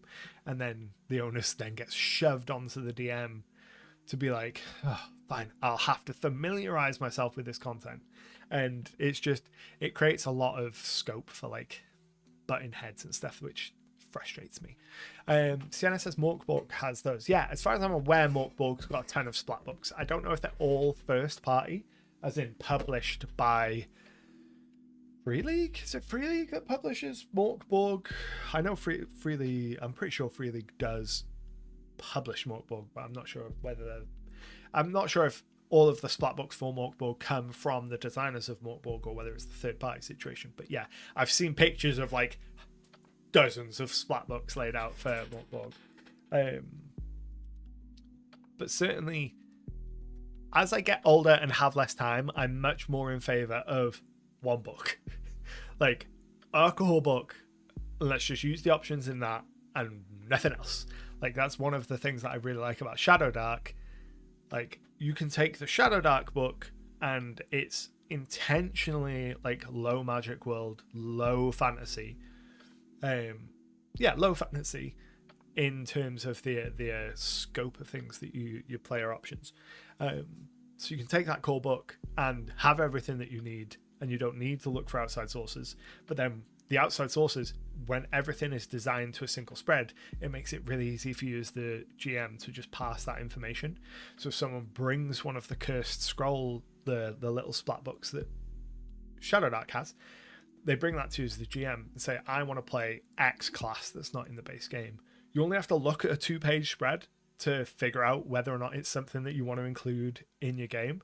You don't have to look at pages and pages and then all of the spells that interact with it and all of the different ways that it might interact with your world. You just 2-page spread, you can make a very quick decision.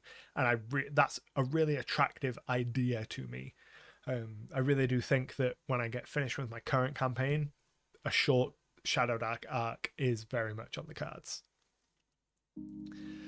A very stubborn monk who's not it's the idea that there's not enough official D&D content coming out this year is a strange one.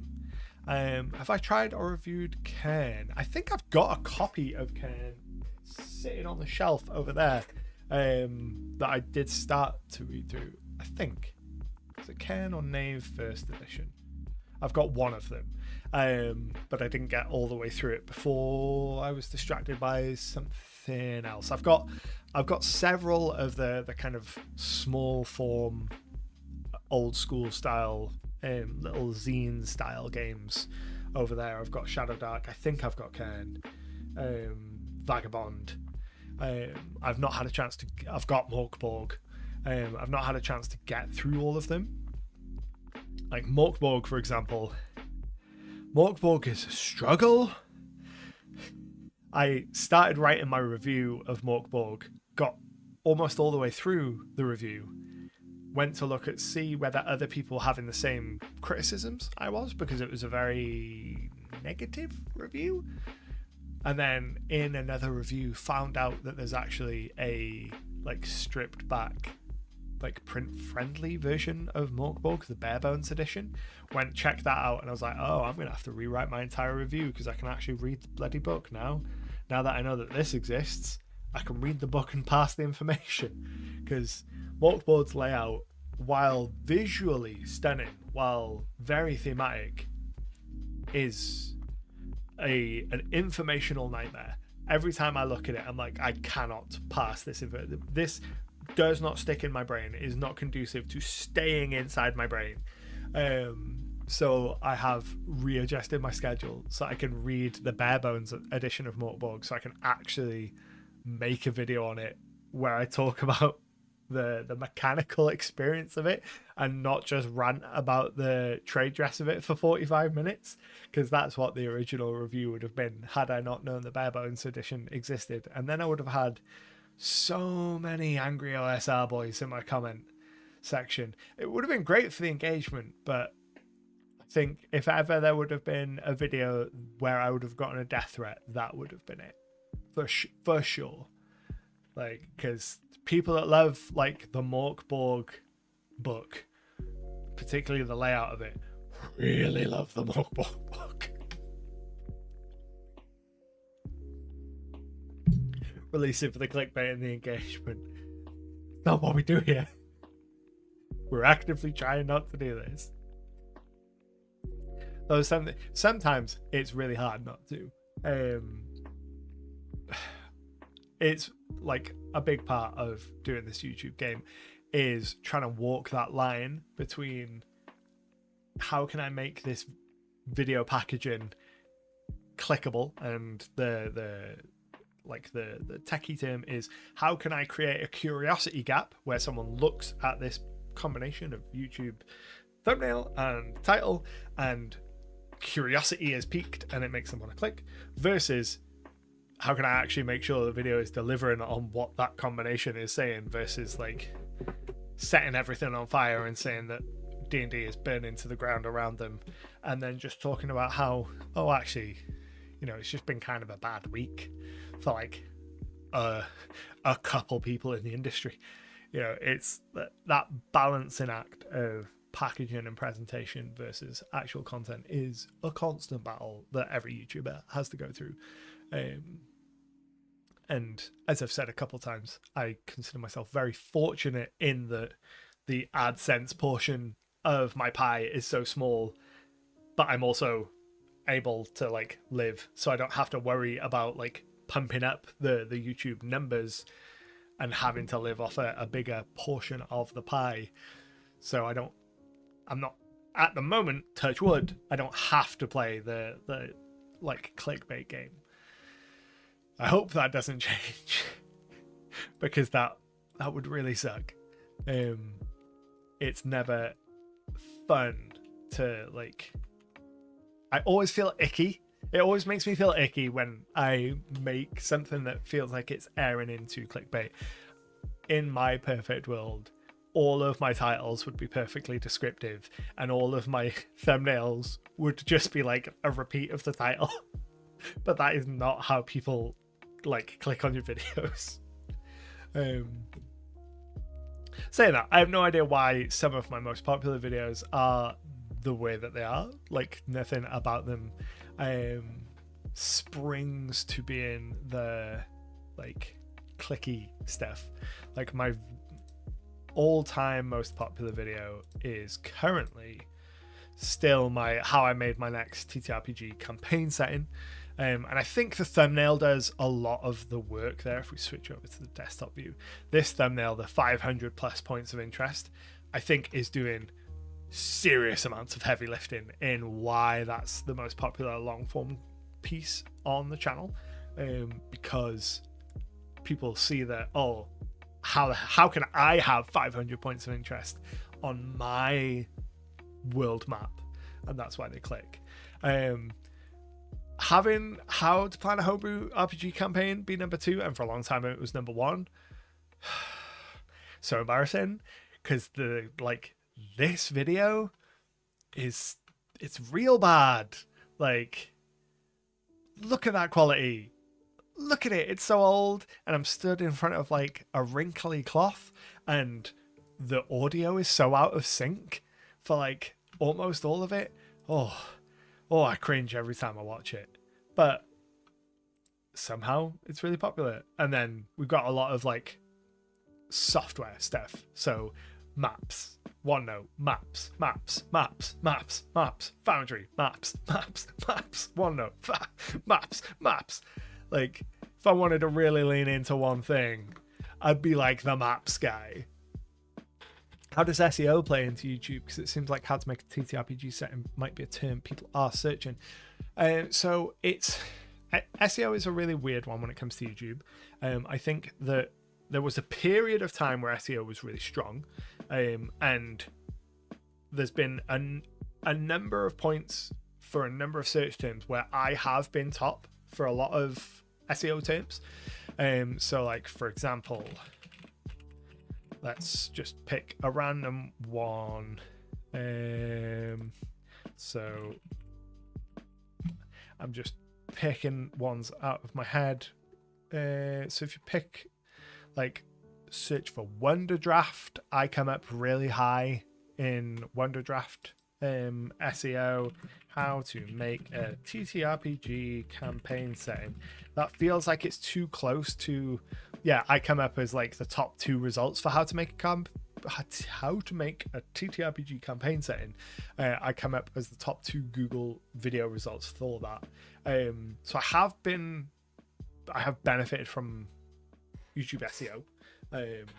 Off the top of my head, I don't know what like the percentage numbers are. I don't think they're enormous anymore. There was a period of time where they played a much bigger role, but I think it's like more people just use YouTube to search versus Google to search for just anything now. So YouTube search makes a bigger impact. I'd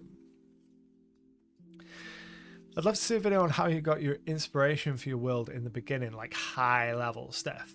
I think I might have some videos on like initial ideation.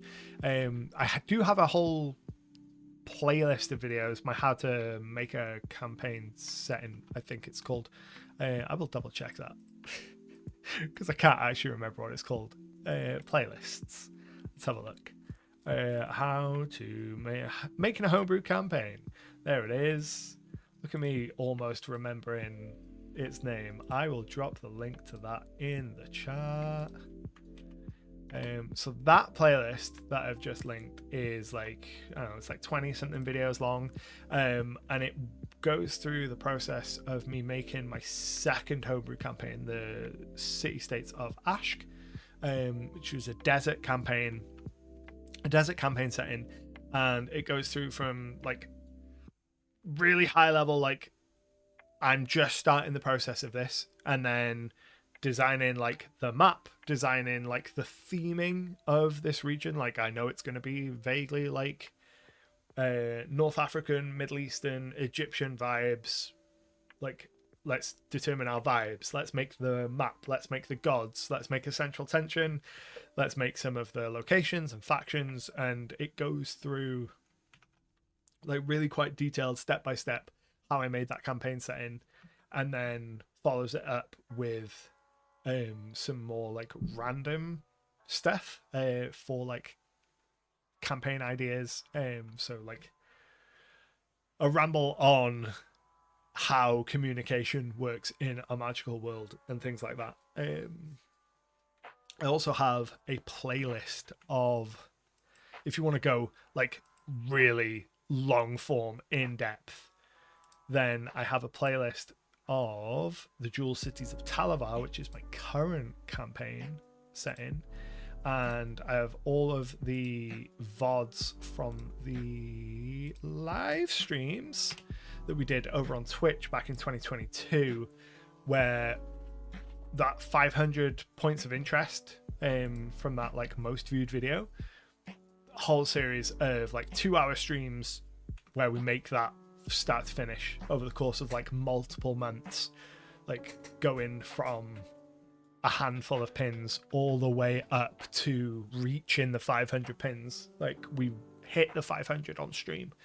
and within those long forms, it's got tons of different little tips and tricks for how to generate that many pins and points of interest on a map, which is also what we do in these streams now here on YouTube in a typical week.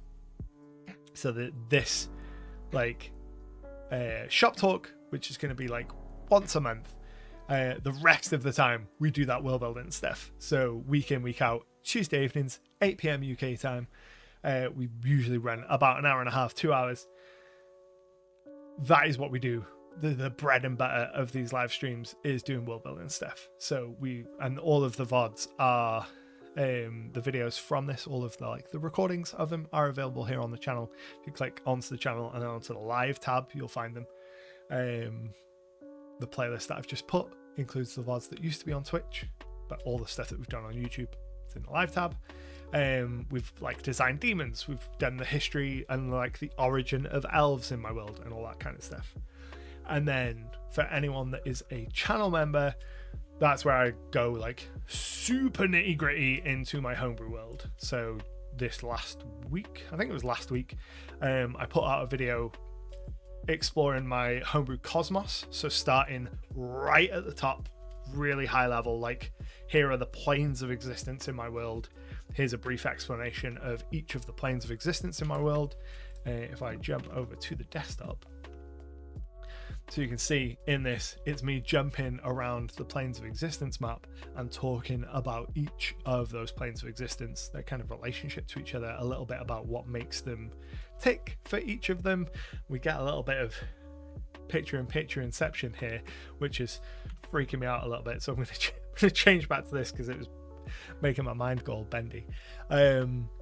And that's the kind of stuff that we do over in the members exclusive video. Those are like really focused videos. So the next one of those is going to be exploring my homebrew world of Ishtar. So we're going down a level. We started at the Cosmos level, and the next one is going to go to if I can get the map working, it's going to go down a level to the material plane. So it'll be walking through this map, so the map of Ishtar, walking through like the pins on here, talking about some of the countries and like the interesting things going on this map.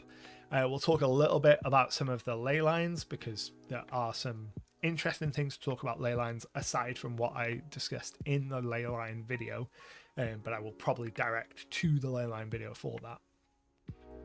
And then in future videos, we're gonna like keep getting more and more granular. Like we'll probably have a video where we go and like we'll talk about the Akmiri, the ruins of Akmiri, and get like really super granular into all of these different places.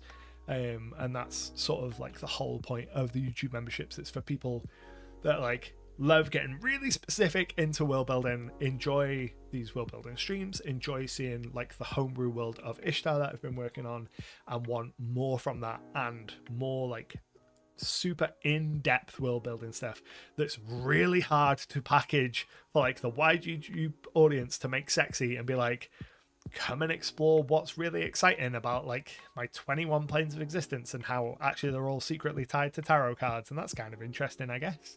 Or like listen to me talk about my pantheon for 45 minutes and how like the goddess of thieves is actually based on a like 19th century French thief, and that's a kind of interesting anecdote, I guess. Like that kind of stuff is really hard to succinctly package into the like something attractively clickable for YouTube. But with making it a members only video, don't have to worry about any of that, can just get super granular and not have to worry like about the algorithm at all, which is really lovely.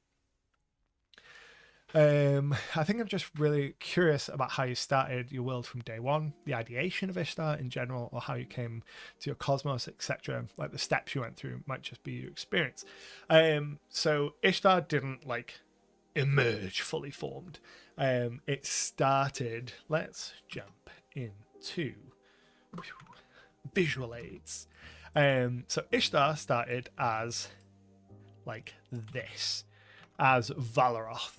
And when it began, it wasn't the Shattered Isles. It was still a whole nation that hadn't been blown up yet. I started the campaign. I had a nation, and I don't even think that I had a name for the world at this point. Lexasaurus, thank you very much for joining us. I hope that you found it interesting and informative, and enjoy the rest of your day. When we first started, Valaroth was just like sort of generic pseudo-European medieval fantasy land, like most D&D settings are. And over time it got more specific and picked up more little bits of esoteric world lore as we campaigned through it over the course of like 3 years.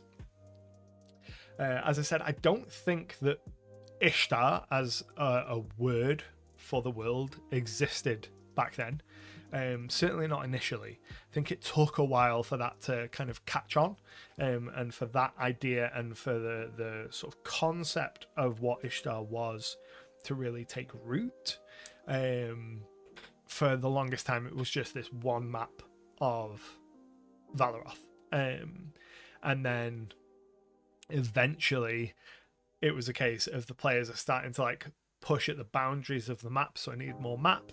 So it's a case of like start drawing versions of the world map, and this version of the world map is much more up to date than those initial ones. Those initial ones were much more vague, had far fewer names on them, just general blobby shapes that like, oh, over in the west there's another continent, you know nothing about it, cool. And over time build little by little, and each time you do it the map changes a little bit, things shift around, it's all good stuff. And then eventually you kind of reach a tipping point where enough things click into place that then every future piece of like world building you do has got those building blocks, all those contextual points that you can reference, that everything that you do after that becomes much easier to reference within itself. So what I mean by that is it took quite a long time to get the baseline number of gods, eventually I settled on there being, I think 21. I'm pretty sure it's 21 because that's the number of tarot in the major arcana, and I like tying them to the major arcana because that means I can do tarot readings as divination pulls in game. I can have the characters go and get their fortunes read by fortune tellers, and I can do tarot polls that I can look at the major arcana cards and I instantly know that card is tied to this god.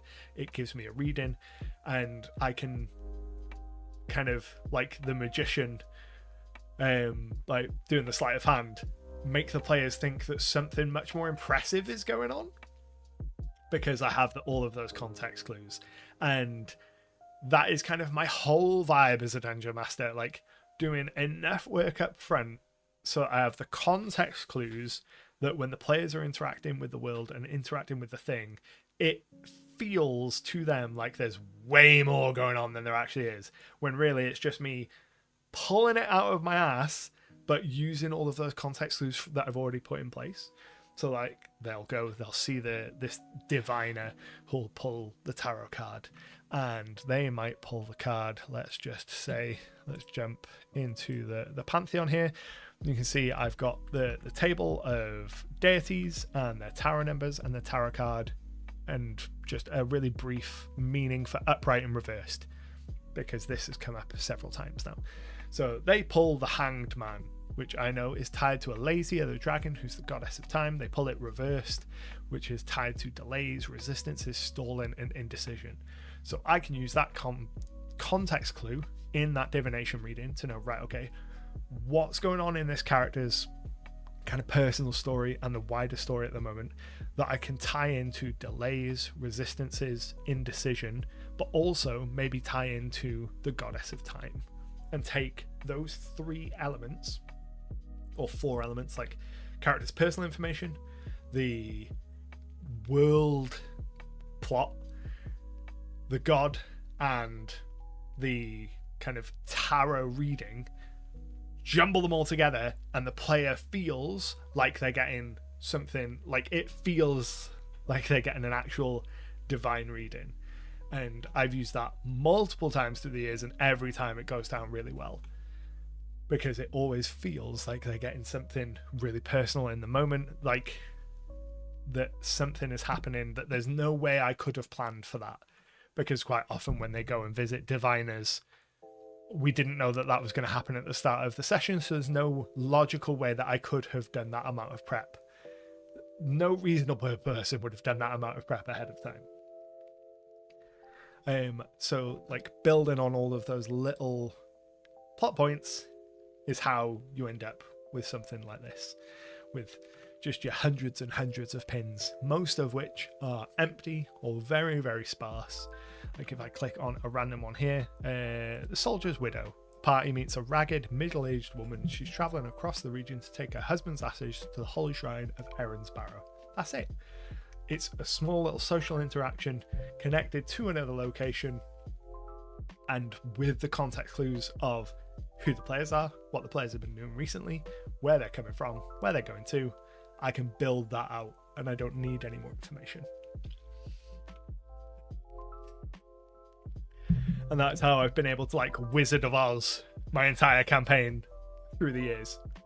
And so far, it's working pretty well. So I think I'm going to call it there, because we've run over a little bit on time and I am starting to lose my voice. I really hope that you've all enjoyed this. It's been a lot of fun. I do want to do more of these. I think we're going to do, like I said, one of these a month. I think that should give us enough time for things to happen in the industry for us to like generate talking points each month to come together and talk shop, as the name implies. But I hope you've enjoyed the evening. I hope you've found it inspiring in the latter half, informative in the first half, and it's giving you a look behind the curtain at this whole weird world that is running a business on YouTube and doing this whole content creation thing. My name is Anto. If you haven't already, drop a subscribe, hit the like button, do all of the YouTube things. You know what to do. You've been online before, and I will be back same bat time, same bat channel next week. But until then, happy gaming.